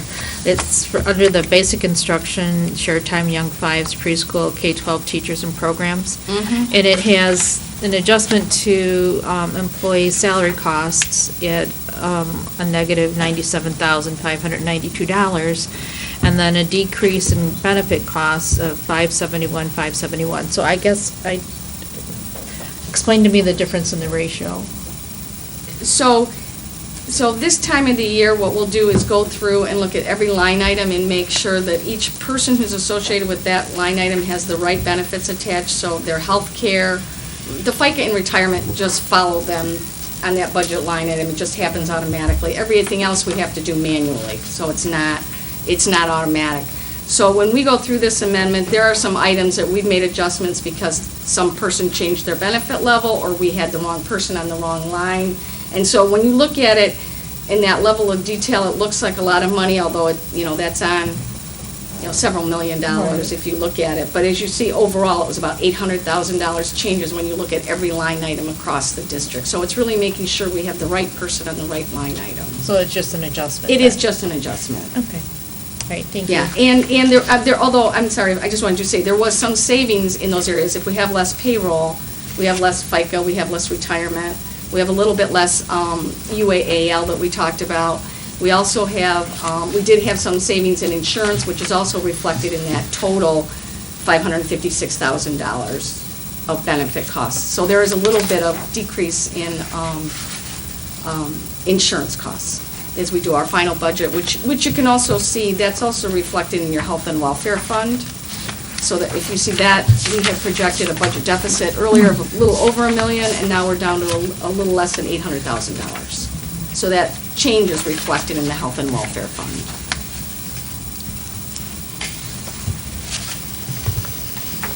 Any other questions or comments?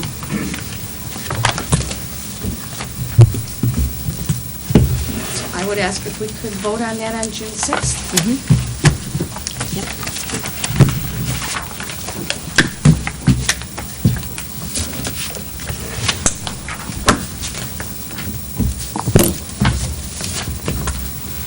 Then we'll move on to the 2016-2017 proposed budget.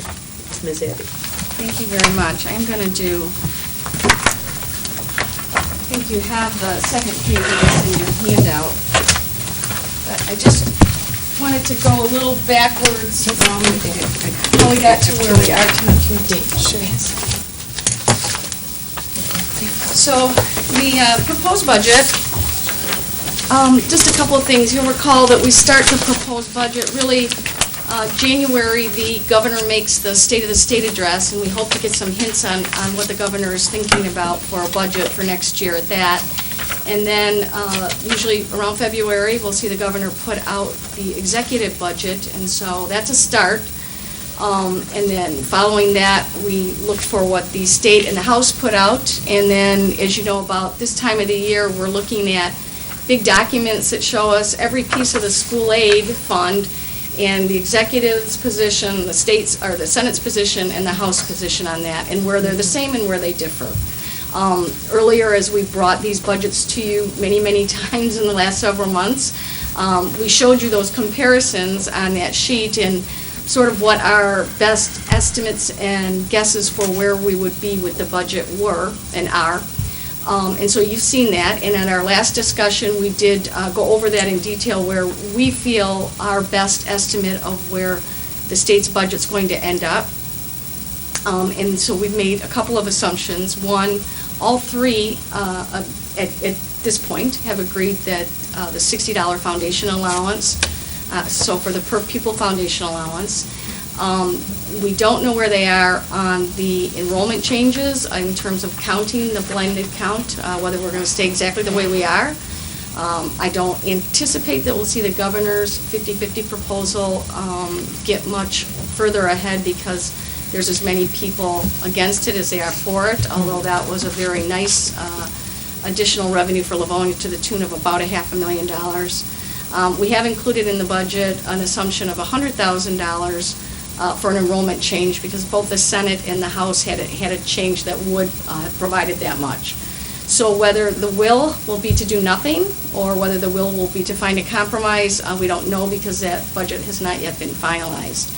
But when we did meet with you last time, we did say that we would bring forward a final budget with many assumptions based on what we know today. Clearly, if there are any major changes that we hear about, we would just come back to the board and say, well, we need to amend our recently adopted budget and make those recommendations to you. So that said, to tell you that we do feel very good about where we are today, but as always, we keep our ear to what's happening in Lansing, and hopefully we'll get a final budget out of them very soon, so. Just make a quick note on Sure. that. So in your update, I shared with you the results of the revenue estimating conference. And I also shared that from my conversations with folks that at this point, we see the likelihood of the per pupil allocation remaining steady, and that's certainly something that we are having our voices heard in that regard.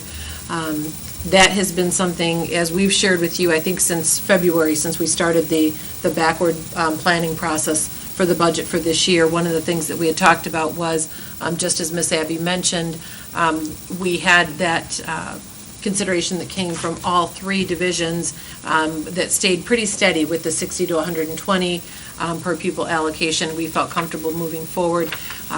We anticipate that will continue, even though there is a gap in the school aid budget for next year based on the revenue estimating that was given for the next 2 fiscal years. We do see some impact potentially on districts that have some additional categoricals for which, that would not be impacted by our district. So really the only other piece that we'll continue to keep an eye out and ear on is the blended count, as Ms. Abby had mentioned. So we're going to continue moving forward with the plan for the 85-15. However, it may be, because of where we are, that they say we're going to stay with 90-10. That would be an example of where, we've included that $100,000 marker in here to the good, where we may come back to you and amend that, should that not move forward. But at this point, these are the pieces that we feel comfortable, based on our information that we're getting, that we can move forward with to plan for next year. So these are that top copy budget for 2016-17. These are all numbers you've seen before, starting with our beginning revenue, which technically would have been from the Second Amendment, but just quickly go through this because you've seen it before. Reduction of our revenues of almost $1.8 million due to enrollment decline. Now that's the demographic enrollment decline. That's nothing to do with other revenue enhancement items, which we'll get to. But that's 218, which is good because it's been 300 traditionally. And so as you saw that information earlier this evening from Paul Wills, as we've seen it a couple of times, this actually is beginning to flatten a little bit in terms of our actual decline. So that's good. That's very good news. 218 instead of 300 is significant. Again, that blended count change for $100,000. The foundation allowance is $60 is represented there at $846,000. You see a reduction of the $1.9 million that we've talked about many times, one-time revenue from sale of 2 vacant lands and the perpetual easement on the cell tower at Stevenson, as well as the one-time RESA revenue and some state aid that we received one time this year. The RESA amount was the $856 and then $100,000 in state aid. So total revenue changes for next fiscal year is $3.7 million. When we look at the changes in expenditures, we have some savings. If we have less enrollment, we have less staff that we need to provide. As we have retirements, we have some savings as we have teachers at the top of the scale retire, and we hire or replace teachers as necessary. That provides savings. As we talked about, there's actually an overall retirement rate reduction for next year. It's about, I think it's 0.84%, so that actually provides a savings, or a little less than 1%, provides savings to the district. We have increased our health care costs based on current CPI, Consumer Price Index, as we had a discussion relative to needing additional textbook and curriculum materials for the academic department next year to meet our state requirements. We have increase in other costs, fuel, utilities, insurance. And then as we also mentioned, of course, we have to add some days to the calendar next year, so we have a placeholder for what those additional costs may be, transportation, aids, etc. Total expenditure changes are actually going down next year by $602,000 for a net change between the change in revenues and change in expenditures of just a little over $3.2 million. So I'll stop there and see if there's any questions before I go on to the next section. So those are all numbers we've seen several times, I think. So in order to reduce that deficit, increase the deficit that we would be projecting next year, we propose several revenue enhancement and cost containment items that we've talked about at several meetings. One, of course, is that the Board of Education improved additional limited school of choice students, and we budgeted 129 FTEs for that. The board also approved a change in the pay to participate, and what you're looking at is the net effect on the general fund. So if you'll recall, Mr. Archibald went through the options on pay to participate and where we would make changes that will actually produce about $100,000 in revenue into the athletic fund, of which 75% or $75,000 we will keep in the equipment budget for the schools in the athletic fund in order for them to deal with all of the equipment needs that they have right now that they have not been able to meet the last several years. And then $25,000 of that will come into the general fund to help with the general fund. We've again included sale of property for an estimate of $800,000 for next year. We had additional enrollment increases approved by the Board of Education for both NEGI and gifted, and a program meaning ACAT and MACAT. And just to remind you that on the gifted program, of course, those are open seats after we place Livonia Public School residents into those programs, and then we look at how many open seats we have, and then what we expect that we could fill from students that have an interest outside of the district. And then in the NEGI ERO, that would generally be students coming into our kindergarten program, and we're feeling very confident with the number of kids that we're getting interest into that program in kindergarten. So that's a budget of $384,000. And then again, one more one-time revenue from a transfer from my special education center program. You know that we have a fund balance in that program that we have put away for a rainy day in case we ever had a need for that, but we're feeling like this is a time where we need to utilize some of those funds.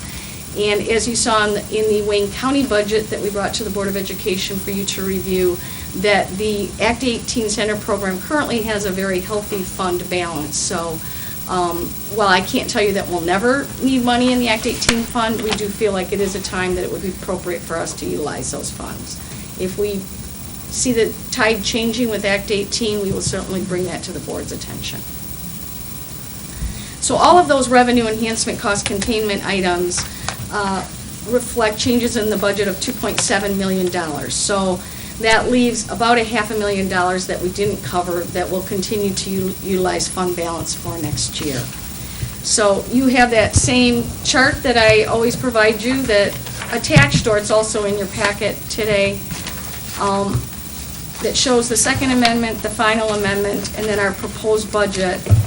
And all of the items that I just went through with you reflect the revenues of $143.8 million, expenditures of $144.3 million, for a deficit next year, deficit budget next year of just under $500,000. So our fund balance is, so we just said it would be $5.5 million at the end of this year. We're going to use $500,000, so we'll be at just a little over $5 million at the end of next school year. Again, we had a 4.3 fund balance, and we'll have just under 4% fund balance projected.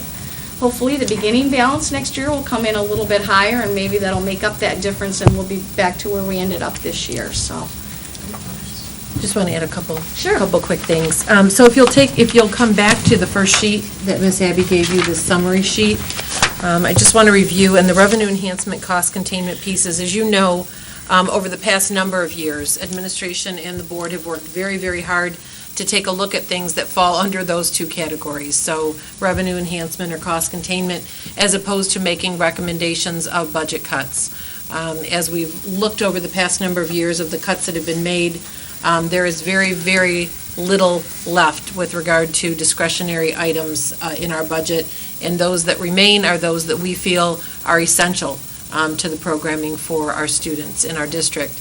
I do want to point out that of these items that we've shared with you, 4 out of the 5 came highly recommended from our budget forum. So we had the opportunity last year to have hundreds of folks come and weigh in from the community and from the staff.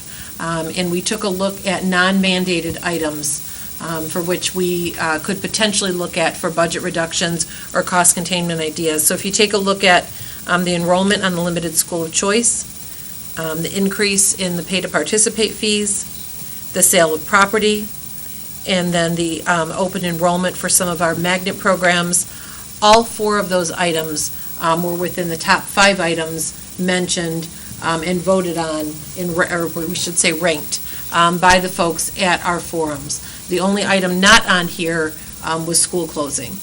You may recall that was the last item as the recommended items to increase the revenue coming into the district or to contain costs without making budget reductions. So I just want to, again, reflect that we continue to take a look back at that feedback, and we see quite a bit of continuity with regard to our recommendations to you and the focus that we've had in the district and from the board. Mrs. Jarvis? President Burton. Have we heard anything more from Wayne Risa on the possibility of their giving an allotment to each district within the Wayne County school districts? They have not made a commitment yet. We've not. Okay. Do we have any indication as to if they're going to make that commitment, when it might logically be, from their budget perspective? Yeah, I had thought they would have because they were waiting to hear what school districts' Act 18 budgets were going to be. And so I would think that they would have all those in by now. So like Livonia Public Schools, for all of our countywide Act 18 programs, we present our budget to a committee at Wayne Risa, and then, we get that approved. So I know that they wanted to know what those budgets look like for next year. That would provide them the information that they felt they needed. So I could certainly follow up, but Okay. I would think they would have that by now. I will check to see if they voted on their budget, if it's a part of their budget, or if they want to wait until the end of the year and see how their audit comes in. I'm not sure. And you may recall this year, we did not know until the February-March timeframe. Right. So. Right, so I don't know if It they may were be waiting. that as costs continue to come in, they monitor that throughout the year. We definitely have inquired about that Yes. a couple of different times. Sure we have. And certainly, I think the good news is that that fund continues to remain healthy. Correct. We also do know that, I believe overall, the requests from the budgets across the district were also higher this year. Ours actually was not. We The felt Act that we were 18 able, budgets you're talking about? yes. Okay. mhm, the From Act other- 18 from budgets just in general. From the districts in general Okay. were higher. So although the fund is healthy, the requests have come in a bit higher. I'm not commiserate with, with the fund balance, but Right. I'm sure those are all things that they have to carefully take into consideration as well. But we'll continue to keep you abreast of our information on that. Okay, thank you. Ms. McDonald. Thank you. Ms. Abby and Mrs. Oquist, the Act 18 millage, what are the terms on that? How long is that going to be in existence based on the way it was passed by the This- voters in Wayne County? This one, I have to double check. I think it's perpetual, but I have to double check. Really? I know we're at the maximum, and I don't, I know it's been raised since I've been here, but it is not renewed since I've been here, so let me double check on that for you. Okay, I that don't would want to be say great because I information. would not, I don't know. Thank you. Any other questions or comments? You just want to know how long that time frame is on the millage. Right. So, just wanted to remind you that you also have your proposed budget book. And there is, again, a lot of information in here. I would just, if you are inquisitive or don't know what to do with your time, that if you would like to go through just some of the critical issues that we outline in here, is whether how we develop the budget, the assumptions, which of course I've gone over with you anyways. And It's then- on page 3. Correct, and then how we talk about our program savings in here. I also wanted to mention on page 9, you saw the taxable values and proposed millage rates are to be determined, as I mentioned to you earlier. We do not yet have our information from Wayne County. We happened to have our Wayne County School Business Officials meeting last week, so all of the business managers from Wayne County were in one room, so we were trying to get Wayne Reset to apply a little pressure to our county treasury and assessment department, so we'll see if that has any effect or not, but we do need that information in order to actually calculate our millage rates for next year. Now, as you know, our millage rates for the general fund operating is set. That's 18 mills on our non-homestead, 6 mills on commercial personal property, and that does not affect our homeowners at all. Our sinking fund is set at 1.12 mills, and that's on all funds. But on our debt funds, we actually have to calculate the millage rate based on the value of property in Livonia and Westland, so for Livonia Public Schools, and then how much our principal and interest debt is, and then do that calculation backwards to determine what our millage rates will be. So, I mean, we have good ideas, but until we know that exact number, so that will be the one thing that we do not have the number for yet. So, and that will be part of the actual budget that we adopt. Mrs. McDonough. One other question. On page 8, and it's only because I don't know the answer to this, in reference to the first paragraph or the continuation of the paragraph from the page before on the gifted programs, it says that they're just grades 1 through 8. Do they get to stay in the district if they're in those programs? Right. They do. Okay, good. Yeah, but that that's was my where we had question, some so I wasn't sure. openings. If So they- that's why I said grades 1 through 8, because that's where we had some openings. So it's just ACAT and MACAT. We Right. don't do that in the high school. But They I think can stay, Mrs. yeah, McDowell's they saying can if stay post until the high eighth school. grade, if They they can don't move stay. on to the MSc program, they could move on to one of our other high schools. Yes. Okay, awesome. Thank you. Mrs. Bonnefield. I guess I just need to say this out loud, and I apologize to my fellow board members. So, Lisa, when I look at this, I see that we have $5.5 million left at the end of this year, based on the budget. I also see on the 16-17 budget that we are at a deficit spending of about $3.3 million. So we have the ability to run a negative or a deficit budget because we have the $5.5 million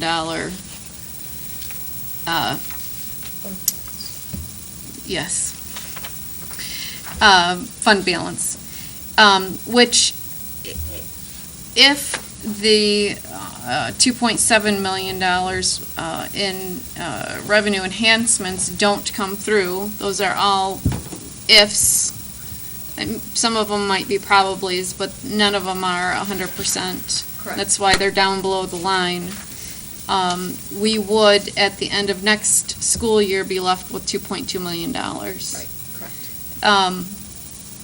So by us having a surplus at the end of each year, it allows us to not have to cut that $3.2 million. We can hopefully earn that. And, you know, we talk about there's some areas where we need to increase spending. And the comments that are made to me is that, well, we have all this money reserved, why aren't we spending it? But I look at this and I see that we're already running a negative budget. We can do that because a deficit budget that would be criminal would actually reduce our fund balance below zero, so we can run the current fiscal year or the next fiscal year at a deficit. But I think a lot of the costs that we talk about are long-term costs. And we are able to offset some of this stuff with one-time revenues. The hard part is if we commit ourselves to long-term costs for the future, that fund balance is going to deplete very quickly and disappear, because we are still looking at running, at best, break-even scenarios each year. So if we start dipping into our fund balance with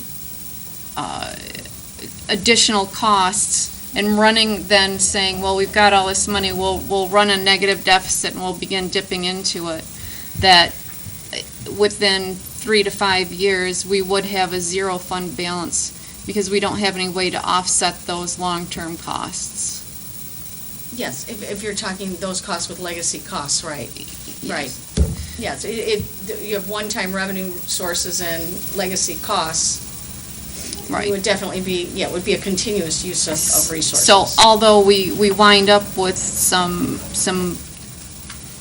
fund balance at the end of the year, the costs that we're talking about trying to implement are long-term costs that we would only be able to support for a very short period of time, and that we need a long-term revenue source to go along with some long-term expenses. That would certainly be ideal.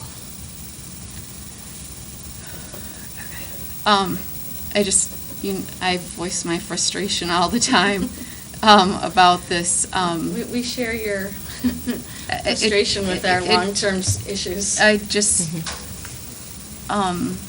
I find it very distressing and continue to find it very distressing that as a board, we are forced to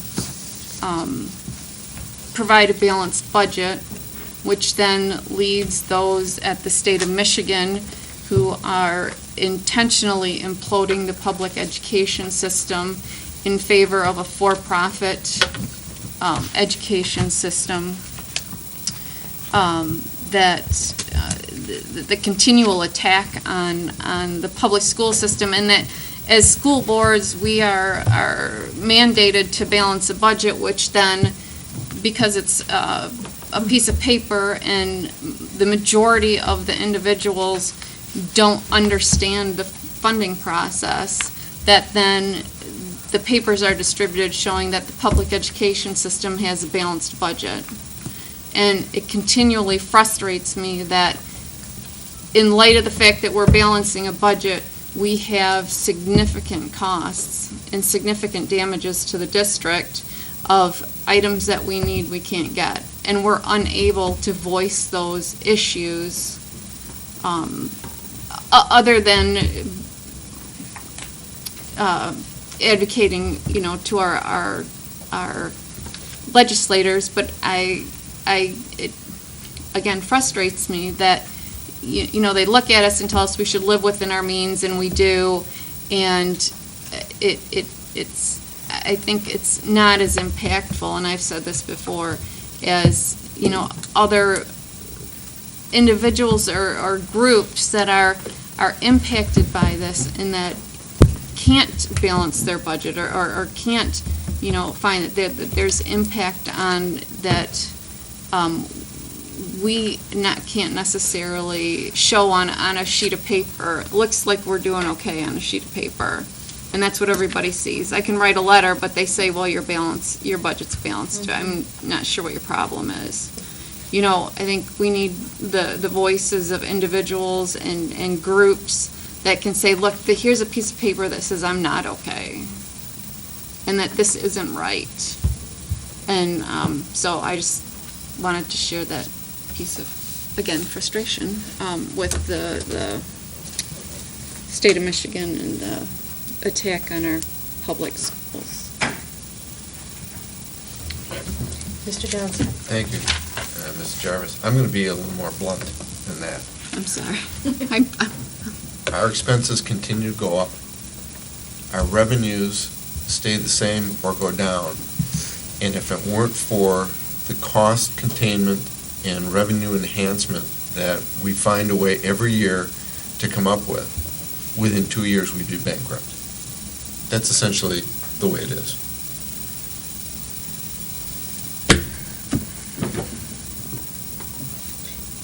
You had your hand up. Do you want to follow that? I don't know. I do have a question, though, in reference to Prop A and where the money comes from and where it's supposed to go. What are the accounting positions with the monies that are generated from sales tax revenues and all the other revenues that are supposed to go into the general fund? Where are those things accounted for, and how is it dispersed? Or it's supposed to be dispersed? Yeah, I mean, it's accounted for correctly. I don't think there's anything that isn't accounted for correctly or legally or appropriately. And I'll bring a chart, because there are some really great, interesting charts that I'll bring to the next meeting or get in your packet on how much is collected where, and then what goes into the general fund and what goes into the school aid fund. But some of the things that have happened since Prop A, which is I think what you're talking about, is that more money used to come from the general fund into the school aid fund. So when the lottery got larger, the general fund's portion just went down. There's nothing illegal about that. The legislatures can appropriate money Where they want. Generally, where it's not dictated, where they want. So that's the shell game you hear is, there's so much lottery money, why are schools still in bad shape? Well, the state just flip-flopped that resource. The other thing that they've done, as you know, and Andre might want to talk to this a little bit too, but they've used school aid fund for universities and community colleges. Right, which that was shouldn't be. never a part of any of our understanding when we all voted on Prop A. I don't know if the legislators voted on Prop A, the people are there now, I don't even know, but when we all voted on it, it was our understanding that when we agreed to that change in the whole tax situation from property taxes to sales and everything else, the change in property taxes, that we expected that money would be going to K-12 schools. Yeah. And as we know, for instance, our $60 per pupil comes out to it's less than a 1% increase for our district. It's about a 0.8% increase, and you'll see that in one of the charts that you have. We also know that the community colleges and universities this year are receiving increases anywhere from 2.6 to 4.83%. And so they're pretty close to being restored to their funding levels of 2011. Where we are. They could raise their tuition Yeah, by absolutely. In addition to, they can go up to, they can raise their Oh, tuition we all up know to they do every 4%, and still receive those increases. And so while we are literally begging to keep $60 per pupil, again, less than 1%. And you see that in our budget. $800,000 is a lot of money, but on a $145 million budget, it's a small piece of that. But we've gotten to the point that we're continuously grateful for anything that moves us in the direction of additional revenue as opposed to cuts. But it certainly is not commensurate with what we're seeing at the higher education levels, and was not the intent originally when that legislation was passed. Mrs. McDonald. But Mrs. Oquist and Ms. Abbey, wouldn't that make it illegal for them to shift those funds from the original intention of the proposal and the voters? And isn't there anything that we can do to fight against it? I mean, it's really a shifting of resources from what was previously paid out of the general fund to what is paid out of the school aid fund. So whatever the dollar amount is that they previously subsidized out of the general fund for education, if that number is smaller, then by the nature of that, the pot is being spread further from the school aid fund. So certainly, we're not indicating that it's illegal. What we're saying is that it is, in our understanding, not the intent of when that was initially passed. But the verbiage in the proposal did not specifically say that they couldn't. Right. It was eliminated. Right. right. And so therefore, they can get away with They it. did not have this kind of right. charter schools then. So we have the same size pie, but more people getting slices. Right. Oh, we have a Different- smaller different- pie. Smaller We have a pie, smaller really, yeah. pie now, after we went through 2007, 8, 9. Well, Mr. Johnson. and I think, for the most part, the public misunderstands. They think that this lotto money is huge money, but it's a very, very very small small. portion. My understanding, it's 5 or 6% It's of around the 6, entire about 6%. Yeah. school aid fund. So it's, people talk these huge numbers of lottery money, and it may be a lot of money, but it's a very small portion. The pies are, pie charts. And again, it's not in Right. addition to what was being allocated out of the Right. general fund. It Exactly. now Instead of. replaces Instead of. what Right. was being allocated out of the general fund, so. It literally is um, just, it's just, That's the biggest misunderstanding of lottery money, It is. from what I hear. People think that it's in addition to any money allocated from the state. It's instead of. Well, they advertise it.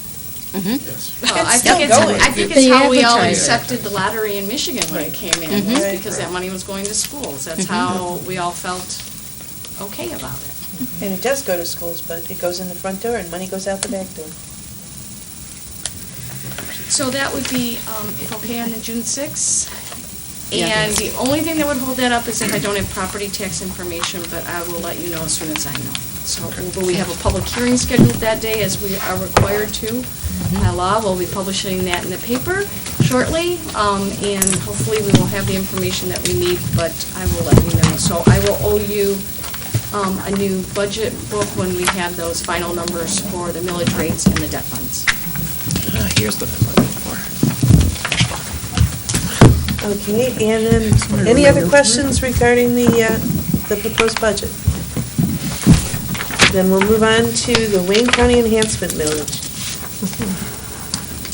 So Miss Abby and I would like to spend a little bit more time. So we've spoken about this at a study session and at a committee meeting. We'd like to spend a little bit more time this evening talking about the Wayne County Education Enhancement Millage. And so we'd like to share with you a couple of documents, so we'll pass those around. And as we get started, you may recall one of the things that we shared is the countywide enhancement millage is really the only legal mechanism remaining that school districts have to increase unrestricted revenue in face of the long-term stagnation of foundation grants from the state of Michigan. So again, just to, many times we've heard, again, through our forums and other venues, folks asking about why would we not go out for a millage? Why would we not, ask voters to support the schools? People indicating that they would be interested in doing such. The ability for an individual school district to do that does not exist, short of a sinking fund millage or a bond issue, but not for general fund purposes. So the local, the countywide enhancement millage is the only mechanism left by which districts can do that. And so just as a reminder of how this can get placed on the ballot in an intermediate school district, the board of an intermediate school district may vote to place this on a ballot, and they may do so after receiving supportive resolutions from local school boards representing 51% or more of students in Wayne County. So again, not 51% of districts in Wayne County, but districts representing 51% or more of the students in Wayne County. If the RESA board would receive supportive resolutions in that regard by July, then they would then take the vote up for themselves to determine if that would be placed on the ballot in November for the voters in Wayne County to have their voices heard. So revenue from an enhancement millage is levied and collected by the ISD, and then it's distributed back out on a per pupil basis. So in Livonia, the per pupil revenue that would come forward to us is approximately $370 per pupil, which is significant. That would equate to a revenue stream, a consistent revenue stream of approximately $5.3 million that would come forward each year for the next 6 years. If the vote came forward in November, the revenue would be available to the district next school year. So that's an immediate collection, and then that revenue stream would begin to come back to the districts. So again, that would begin for the 16-17 school year, probably the second half of the school year, but that would begin for the second half of the school year. And again, those 2 mills that would be levied as part of the Wayne County Education Enhancement Millage would be distributed back out to districts on that per pupil basis. And for us, again, just under $5.5 million a year for the next 6 years. So that is, as you can see, as we've talked about, where are those long-term revenue streams? Where are those consistent revenue streams from which we're not hoping upon hope Right. between $5, $10, $20? This is something significant, and districts in Wayne County could certainly, obviously, benefit greatly from that consistent revenue stream. One important piece also is there is local control over these funds. And so again, the determination would be made by the Board of Education. It would go into the general fund, and the board would have discretion on how those funds were used to best serve the students in their school district. And so that's an important element of this, is this comes back to a local control piece. It's not portioned out in categoricals. It's not portioned out with direction by the ISD or by the state. This money comes on the per pupil basis, and then the district would have sole discretion and legal authority as to how those funds would be used. And again, that would go into the general fund. The current enhancement millage proposal for Wayne County, again, would levy 2 mills per year for 6 years. And I'm going to have Lisa go over just a bit about what the average taxable value is in Livonia, what that would on average cost a homeowner, and what that would look like. And then I'd like to open it up for discussion and questions, because we would like to have the board take this under advisement and consideration in June, so that we can indicate whether or not we are supportive of moving forward or not for next school year. So Lisa, do you want to cover a little Sure. bit about costs? Yeah, it's on the second page of your document, and I think you saw this one other time, and I just went through the math on this for you, just looking at coming up with an average taxable value of just a little over $71,000. I rounded that to $72,000. This is just in Livonia. And so, that's based on per mills would be 72 per 1,000 mills. So that would be, number of mills proposed, 2 times 72 would be an annual cost of $144 for a homeowner, or about $12 a month for 2 mills. And that's on, that's a taxable value of the house, which we understand is not your appraised value or anything else, but just your taxable value. That's your market value. So does that make sense, how we calculate that? So I'd like to just open up some dialogue on that. Mrs. Benefit? I guess one of my concerns or questions is that we see the state of Michigan, when they give us our increases, picking and choosing sometimes who can and can't buy different reasons. Do we feel, or is there any legislation against it where if we do pass this millage and get the $370, that they're not going to withhold from Wayne County, because we already have what they would consider enough money now? Would they be able to withhold the $60 or $100 or $20 that they, increase in the foundation allowance? Or would they go back and adjust our foundation allowance based on the fact that now we're getting money from somewhere else, and basically, like the state aid fund, play a shell game with us? We have no indication that has happened or that would happen. Certainly, when you take a look at the allocation, the per pupil allocation, that's not determined by a county basis, that's determined by a district basis. And again, where your overall foundation allowance falls, and whether or not you're in the 2X formula or not. So I believe that would you'd have to have some significant legislation to gerrymander that to specifically impact a county whose local voters have said, we want to support an education millage. It's a legal millage. Yeah, that is absolutely. But, it would garner some attention and some legislation and possibly some voting to call them out, and that they're trying to reduce our per pupil allowance because we passed this millage. And it wouldn't go unnoticed and just slip Right. through. Yeah, I don't think so, and I think our voters would certainly have something to say about that. Okay. Yes. Well, Yeah.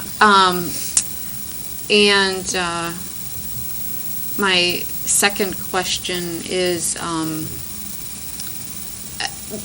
don't get me wrong, I think this is great, and I'm on board with it, but I have some concerns, and one of those is we try to be pretty straightforward with our voters, and we know that we're, unless things have changed from prior discussions, we're shipping more money out than we're getting back. And how we're going to market that to the voters and get buy-in from them on exactly what's going on and why we need this. And convincing the voters that this is a good thing and that we really, for survival purposes, need them to work with us on that. But still be honest with the voters, up front about what's really happening. Do you want to talk a little bit about taxable value in our city and that is going to be the case? That is going to, we know that from every other item that we're taxed on. We have a strong industrial and corporate base here in Livonia, so we do have high, a little over $4 billion in taxable value. So it will be the case in any proposal, no matter how it looks as it relates to property taxes. I think the big issue that Mrs. Oquist hit on is that it comes back completely local control, where everything now that we send to the state or to the county doesn't come back to us that way. So it is never a good feeling. We always want a dollar for dollar, which is why, the bond proposal, our sinking fund, those are, every bit of those dollars come right back to our taxpayers for use in our community.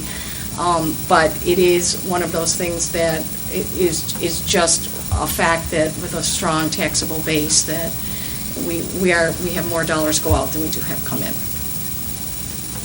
Mrs. Burton? While that is true, that's no different than our current dollars for Proposal A.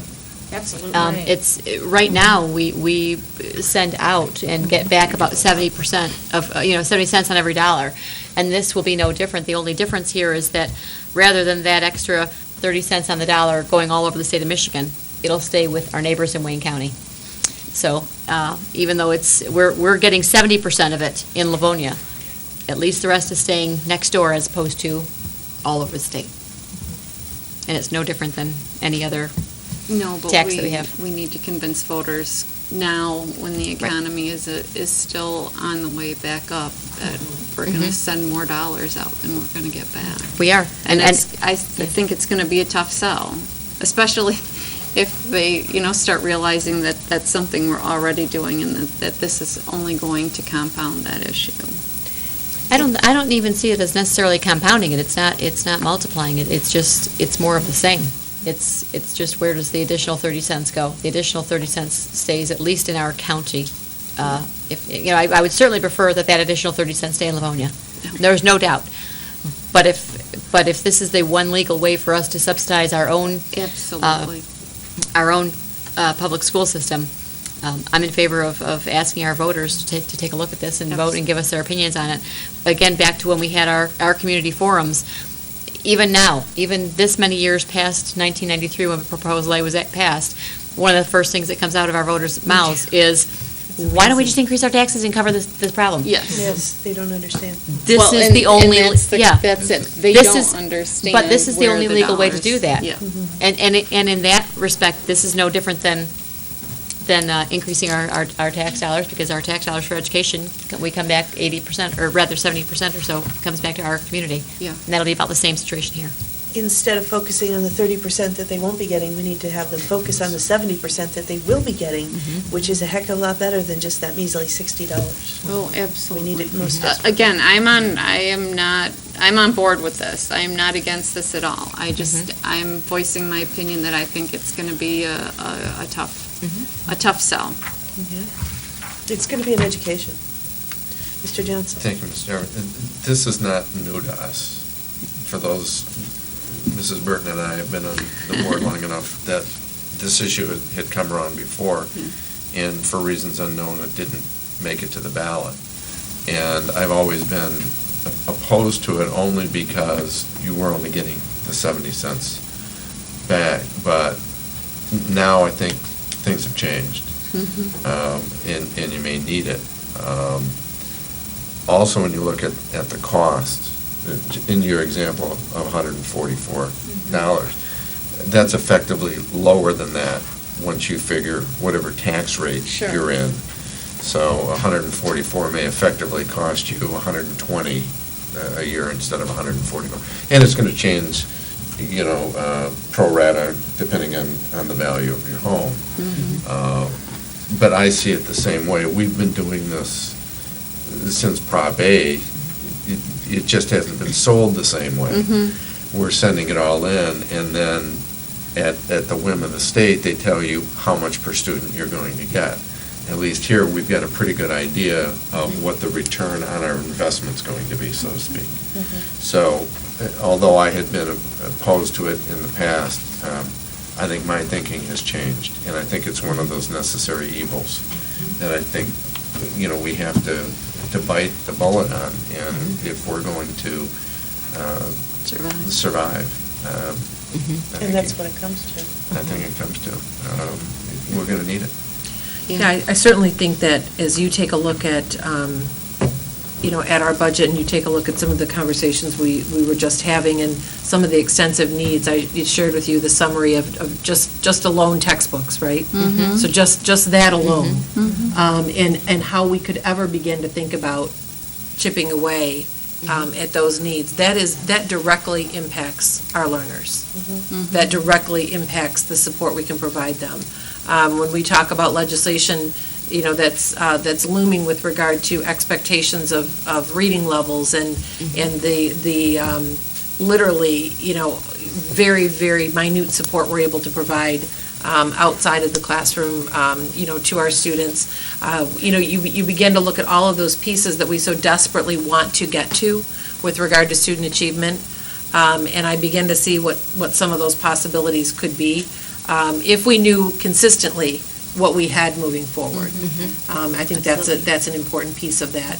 Is each year we seem to hang in the balance, and one of the challenges with our foundation allowances where we are is we're at the bottom of the top, so to speak, and so we are always on that end of, if it's 60 to 120, right, we're on the 60. If it's if it's 10 or 20, we're on the 10, because we're in the top band, and we're in just about the bottom of the top band, and so certainly we think long and hard before we bring this kind of information forward to you, and know the impact it has on our voters. We also have listened carefully to our voters and our own residents asking about what opportunities there are to support their local schools, and this really is the one remaining. So again, if you have any questions between now and June, please send them to me. We would like to be able to, along with all the other districts in Wayne County, take a position on this and pass a resolution either in support or not, so that we can, those need to get back to the ISD by July. So we'd like to possibly come forward with, if you feel that we can come forward to you on June 6th, we'd like to do so. If there's more information that you need in between then, I don't know that we'll have any more specific information dollar amount wise or the elements of the millage, but we would certainly recommend us taking a look at this on June 6th. So, when you say take a look at it, the resolution will be written and we're going to vote on it? Yes, so what I would do is include in your packet now, the resolution, so you can review that and take a look at it, and any questions that you may have, and then we would vote on it. The intent, okay. Yes. Great, thank you. Mr. Johnson? I'd like to make a request, because Mr. Centers and Mrs. Laura aren't here tonight, that we forthwith get them the information that we have tonight, so that they'll be prepared. Yeah, so what I'll do is I'll contact each of them individually. So this is very similar to what we shared when we were at Franklin. I will review it again And then I will get in your packets the actual proposed resolution, so you can take a look at that. And then that would give us about a week and a half or so before you would vote on it. Just one question. The millage is for 6 years. Yes. What happens in year 7? Just like. Those funds would no longer be coming forward. So we'd be back to I think you'd have to. the Mercy. You'd have to renew it You like a could sinking attempt to fund. renew it if you chose to do so. Not sure if it would look like the same process or what, but. Right. It would be like renewing a sinking fund. Yeah. And when potentially would this go on the ballot in November? November, for the presidential election. Okay. Yes. And then the funds would be dispersed shortly thereafter. It's a winter collection. It's a winter collection, one time a year? I think at least for this year. That year, next year. Okay.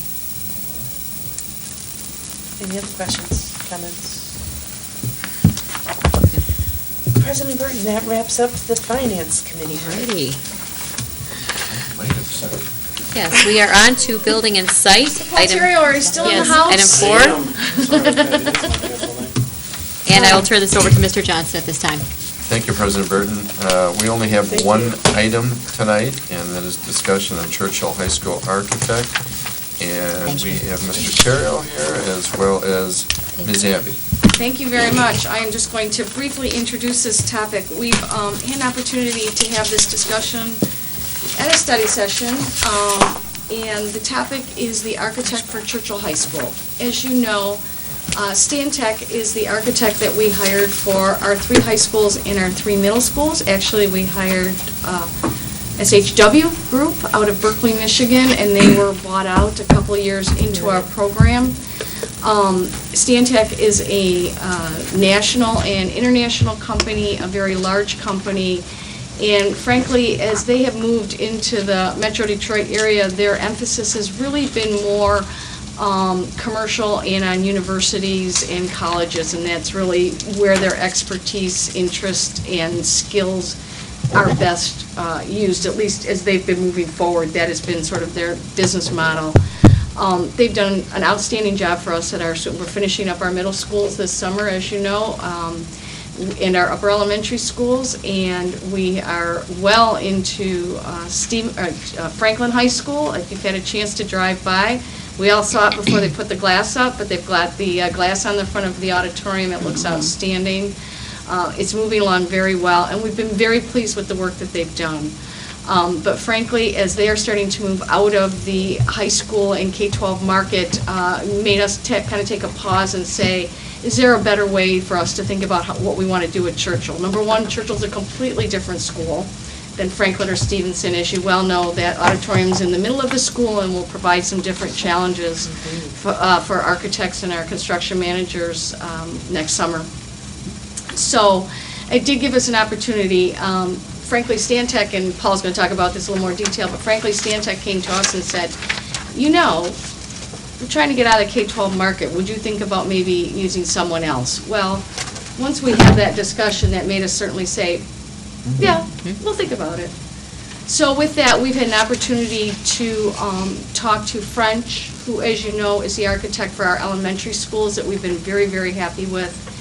And we've been going back and forth with how that would look with them doing the work at Churchill High School. So that's the only other architect we have employed right now. So with that, I'm going to turn it over to Paul and have him go through the details of his discussions with both French and Stan Tech and what we're thinking about right now. Great, thanks, Lisa.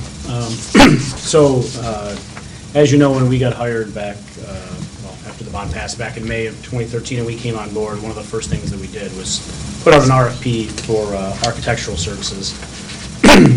We actually awarded those contracts in July of 2013, and if you remember, we went through the whole criteria-based selection process and tried to vet out different characteristics of the firms we were looking for, the experience of the firm, the experience of the team, the fees, a lot of other factors that we looked at, insurance rates, insurance coverage for the firms, how financially stable they were. So we really tried to make sure that we were hiring the right firm for the right reasons. A lot of times we'll say the best firm at the best cost.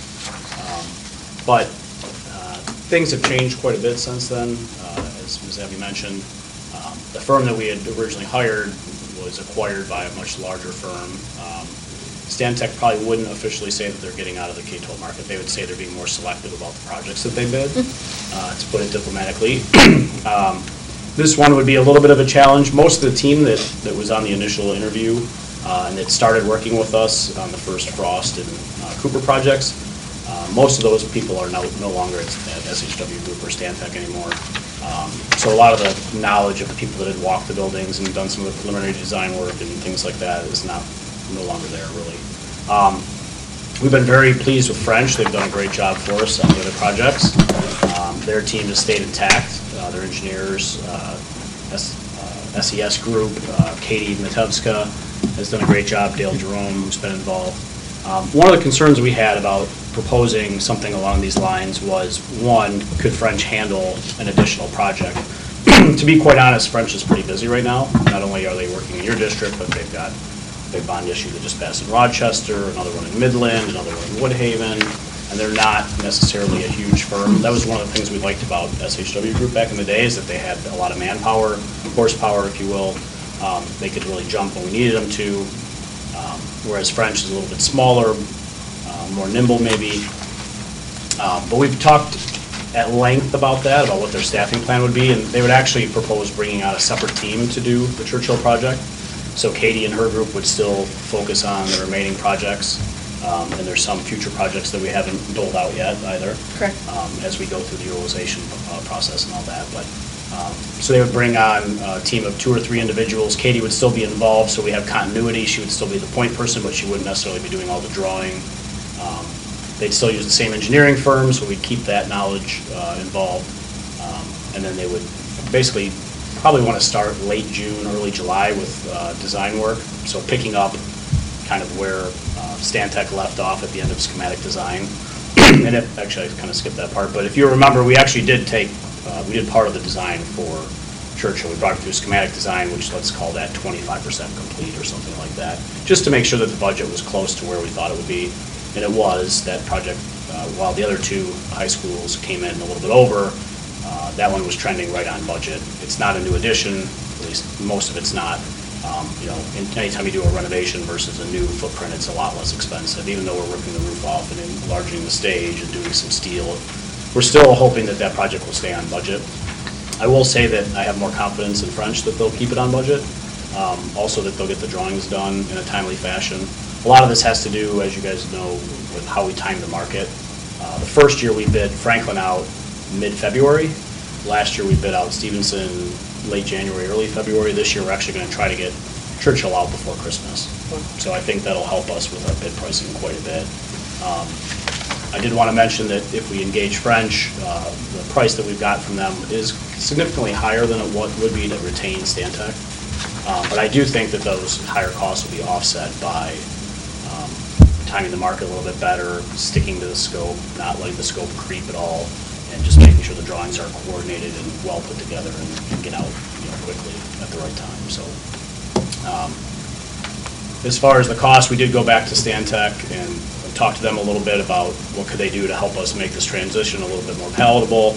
They did agree to take a couple of potential change orders for additional services that they've done and make those go away. We also went back to French. French initially said, well, this is the proposal that we gave you back in 2013, we'd like to do it for this cost. So we went back and discussed with them, well, some of the design work's already done. What kind of savings does that give us?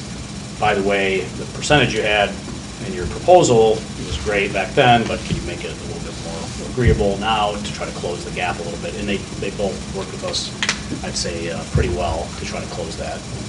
It will probably still be about a $200,000 increase, or maybe a little bit less than that, to switch design firms, but I think we'll more than make that up. And when I say that, you never know exactly how the market will be. You never know exactly when the right time to bid is, but things seem to be going earlier and earlier and earlier every year in the school market and with all the other construction going on downtown and in the acute care market, the healthcare market for senior living is going crazy. I mean, it's really, there's not enough contractors out there anymore to do all the work. So the earlier we get out, the better. And I have the utmost confidence in French that they'll deliver when they say they will. So. Questions? President Burton. when they're talking about hiring an additional architect team to take this portion, and Katie would still be leading it. I know with contractors, as different contracting firms get in different projects and lose different projects, their staff can change significantly. And you may find contractor A, a couple years later, is working for firm B, and vice versa, and on down the way. Does it work the same with architects? Do we see a lot of the same fluctuation of firms, of architectural firms that have some of their architects that are going from one firm to the other every handful of years based on their project load? Yeah, they do, and French has certainly had that challenge as well. They were a lot bigger probably 6 or 7 years ago than they are now. The people that they're looking to put on this project, though, are currently on staff there, and they've been there for a long time. They're probably 20 or 15 to 25-year people, I may have misspoke, that have been with French for a long, long time. Actually, one of them is Dale Jerome's brother, Dan. Okay. And he's the owner, so we're thinking he might stick around. Okay, good. Yes. Okay, so these are folks that you're proposing that these are not folks that are new to French. Nope, they're They're people just that- new to working with the New to LPS LPS, project. yeah. Okay, I They're misunderstood. people I that I've thought, personally worked with before. They've been there a long time, and I know they'll do a good job for us, so. Okay. Sorry if I was unclear on that. nope, that's okay. Glad for the clarity. Yeah, we And did it was talk to them. definitely- We talked to them at one point about bringing other people on board. They have some people that they'd like to hire back as they continue to grow back to where they were. And that's a potential thing, possibility too, that they could do that. But for right now, we do have a team that they've promised us, so. Okay. That's part of the deal. Alrighty. And even as much as Katie is out on our sites all the time, she doesn't do every drawing. I mean, she's one person, so. Right. So there are other people very familiar. What I like about their firm is that, after one summer, she really got what it was we needed. Oh, yeah. And not that you still don't have to be part of the process and all that, of course, but it really was, she had a good idea of what Livonia Public Schools, culture, environment, what, the issues that we were looking for, what was important to us, what not to leave undone, as much as what needs to be done, but not what to leave undone. So, she really has a very good eye for what she does, and has a way of getting that message to us that's very helpful. Yeah, I think one of the things that we appreciate is things are brought to our attention, not in an intent to have scope creep, but to say, this isn't part of this, this is what, when you're done, this will be the only piece that you didn't do. Is that intentional? If so, fine, but if not, it's brought to our attention, and then we can make that determination. But she's also very good, the firm has been very good about sticking to our standards and our scope, and working very, very closely with us on that. The other thing that we have found is they have worked with us until we have been satisfied. As you may recall, we went through a number of iterations of the entranceways. And French is actually the company that worked with us and drew that to scope. And Steve was pretty exacting and demanding in his ideas about that. And so, Alex are all his. one of the things that we appreciated was that took quite a bit of time, and we continued to press back that we weren't quite there, and then the final design was something that I think not only are we all quite proud of, but came with a lot of collaboration with the folks from French. They heard our ideas, they continue to go back and draw, and that responsiveness is something that has been a hallmark of their work with us. And so we feel that Churchill is going to be a very important project, and one that may be a bit challenging internally to draw, and we believe that they have the capability to do that and do that well, so. Yeah, it's certainly going to be a challenging project, a little bit different than the other two, but, just as large, and, with the dynamics of trying to retrofit or renovate an auditorium right in the middle of the school like that, and keep traffic flow for cars and construction equipment and students, Locke's going to have their work cut out for them. I did have one question. I'm assuming because we are going to review and break our contract with Stanek, that they had an out clause in the contract? Yeah, I'm glad you brought that up. I meant to be more clear about that. So we aren't necessarily terminating them. We're essentially just writing a change order to their contract to reduce the scope and the cost. We are still working with them out at this year's buildings at Holmes and Johnson.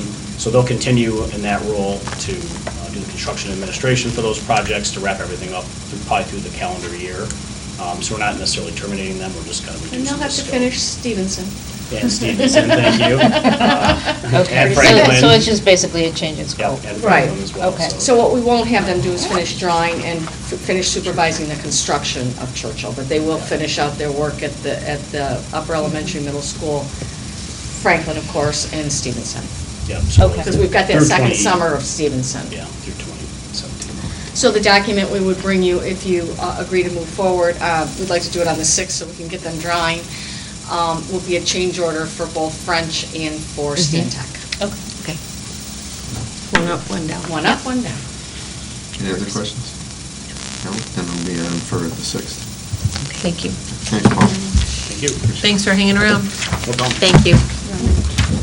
And that concludes building and site for record testing. Yes, that may be the world's shortest building and site committee. Thankfully. The next item on our committee is item 5, Curriculum Committee. Mrs. Laura is not here, nor is Mr. Centers. Mrs. Jarvis, would you please take over items A and B for that committee for us? Yes, I'll be happy to. We'll start with the 4th edition Everyday Mathematics material with Mrs. Alice. Thank you, Mrs. Jarvis. Good evening again, everyone. Tonight, I'm sharing with the board some talking points that I will be bringing to you for your June 20th meeting with much more specificity. But tonight is for informational purposes in anticipation of bringing to you a recommendation that we will be asking you to vote on June 20th. Back in 2007, when the board approved the recommendation to purchase Everyday Math as our mathematics program in kindergarten through 5th grade and 6th grade at Webster, a commitment was made to annually purchase the student response books, and these are consumable student journals that are used every year. There's a volume 1 and a volume 2 for each grade level.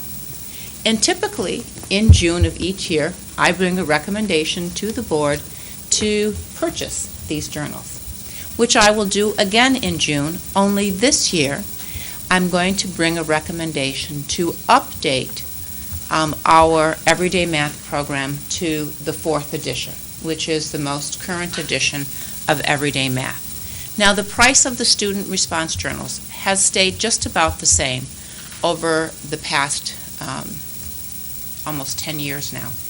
And so the total price for the student response journals is usually in the $100,000 to $110,000 range, all depending on the number of students that we are purchasing the books for the following school year. This year, if we moved to the 4th edition, which is the updated version, which more closely aligns with Michigan math standards, we will also be bringing to you a request to purchase student reference books. And these are hard-covered books. In the past, we have had, in each of our classrooms, a classroom set of the student reference books.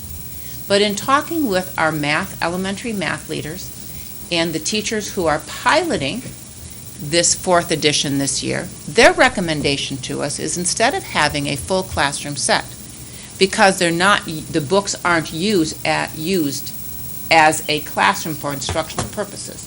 They are used for students to reference the books when they need help, problem solving, or working on problems. That our classrooms really need no more than a set of 15.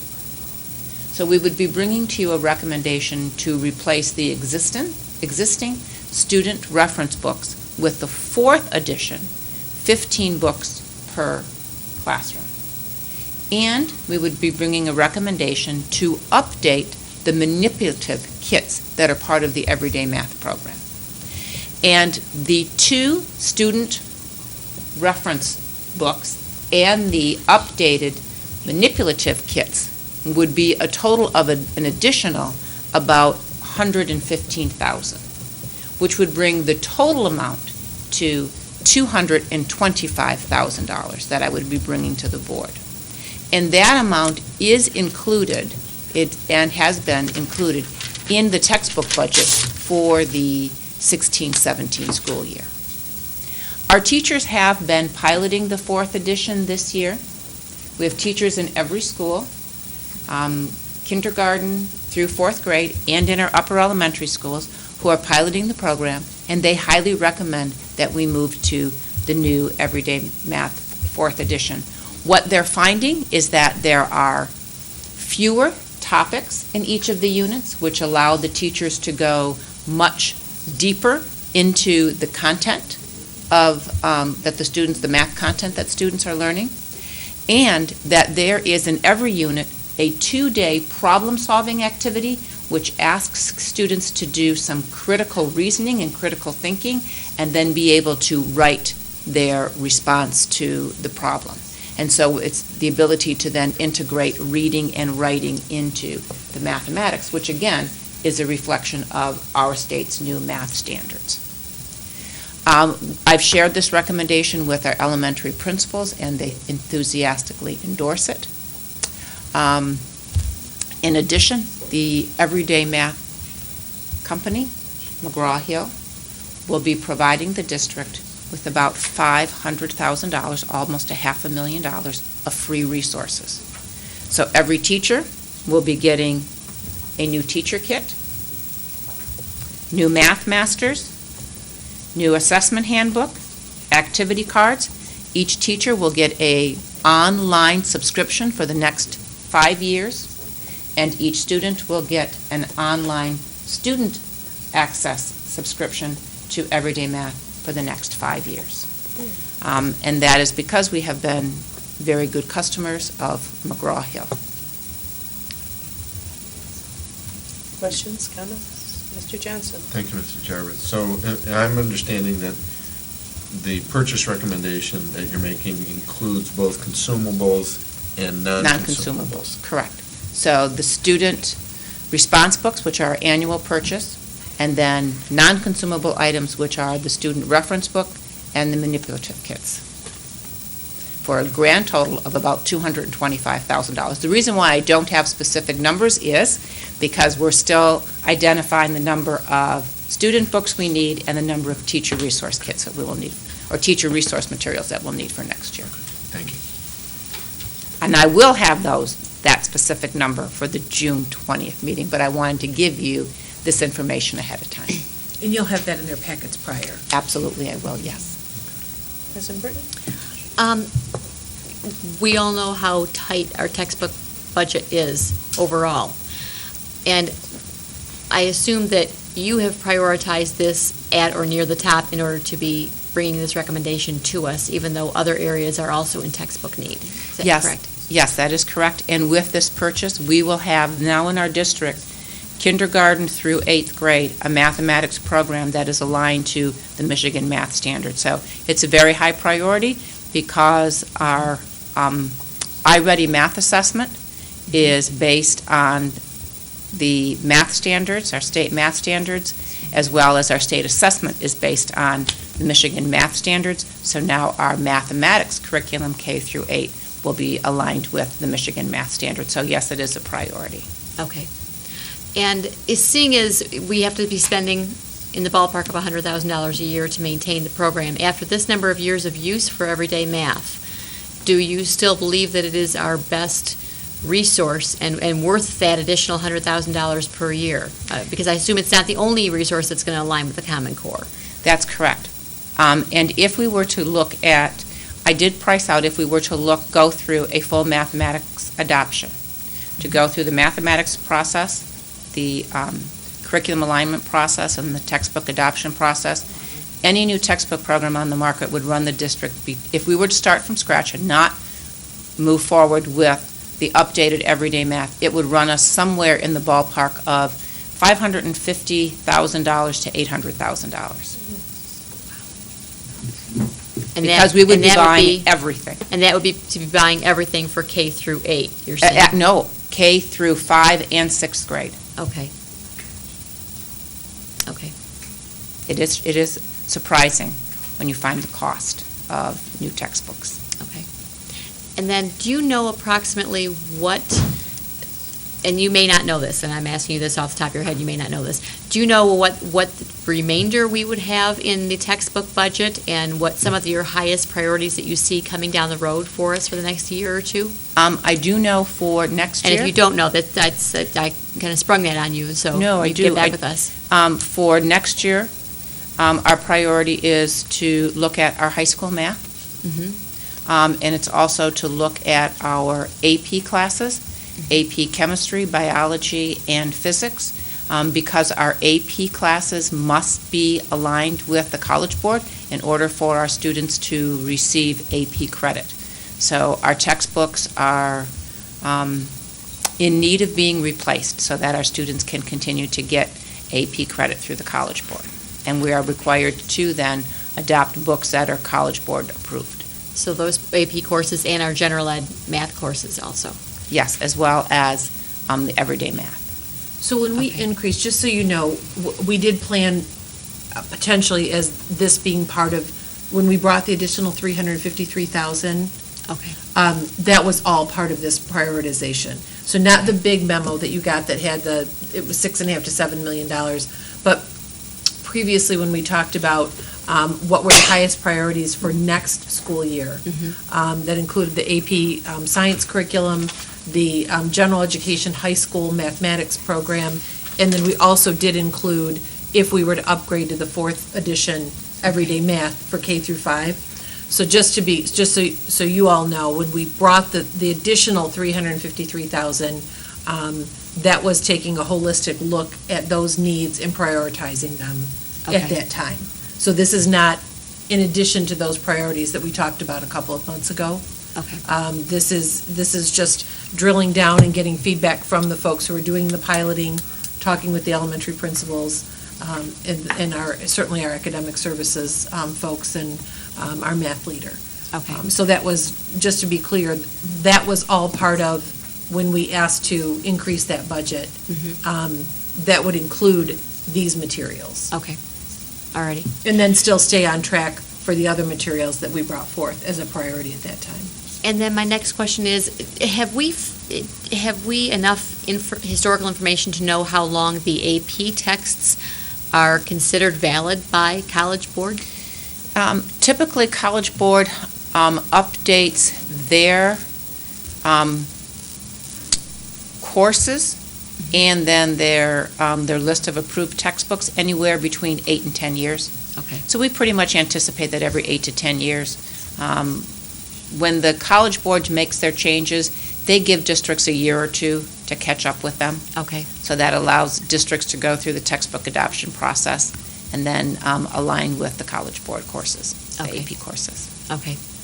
And where I'm going with that is it's important for us to address our AP needs. It's also important for us to address our gen ed needs. And I don't want us to get into a situation where we have got to be spending so much on AP that we can't spend as much as we need on gen ed. Right now, I know realistically we can't spend as much as we need on all of them. But that's where I was going with that. All right. Thank you. Important question. Any other questions or comments? I have one. Is there any savings to be realized by trying to find an electronic version of the student reference? Since we're going to be using these Chromebooks, maybe we could put it to good use. I do believe that the online student subscription includes online access to the student reference books, but I'll check that out. Just so you know, when we did a comparison between online access and a hard copy access, it's very interesting because you would think that the online access would be less money. It isn't. The online access typically is the same cost as the paper access. So if you buy the online access, they give you the paper access for free. If you buy the paper access, they give you the online access complimentary. Because these are for-profit organizations. Certainly. It tells you a little bit about the markup. Wow. Can we buy half as many then? Well, here's why you can't. I have an answer for that. The reason why you can't is if you buy half as many, then you get half as many licenses.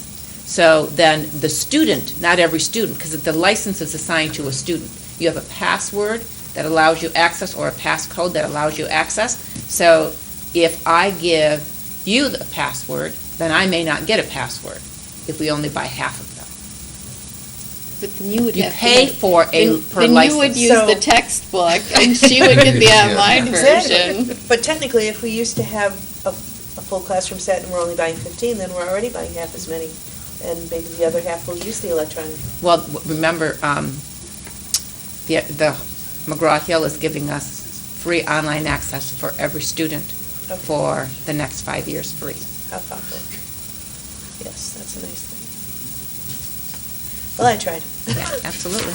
We're always negotiating to save money and get the most that we can for our dollars. Absolutely, every dime.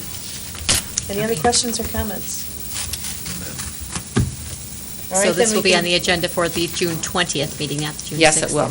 Yeah. And then we can move to the review of the resolution to participate in MHSAA with Mr. Archibald.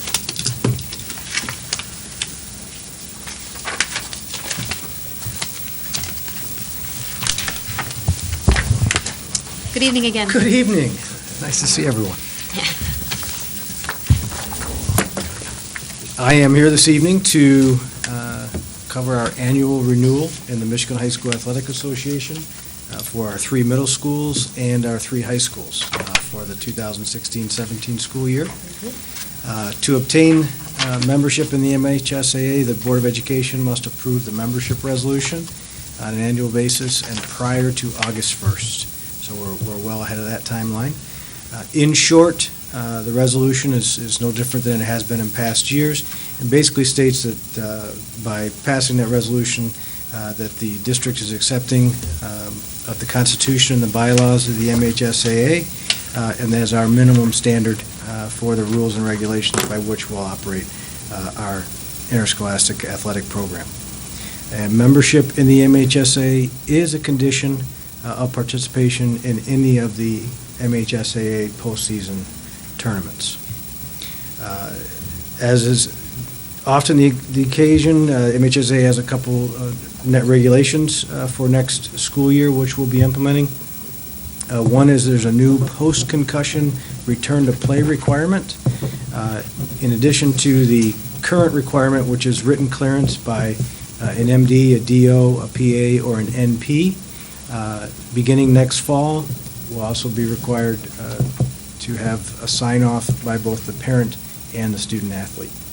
And this is a requirement that obviously our trainers will be aware of and will be responsible, along with our athletic directors, to implement.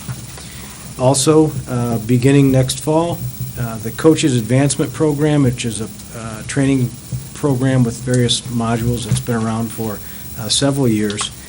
Beginning this fall, all varsity head coaches hired after July 31st must complete either Level 1 or Level 2 of that Coaches Advancement Program, otherwise known as CAP.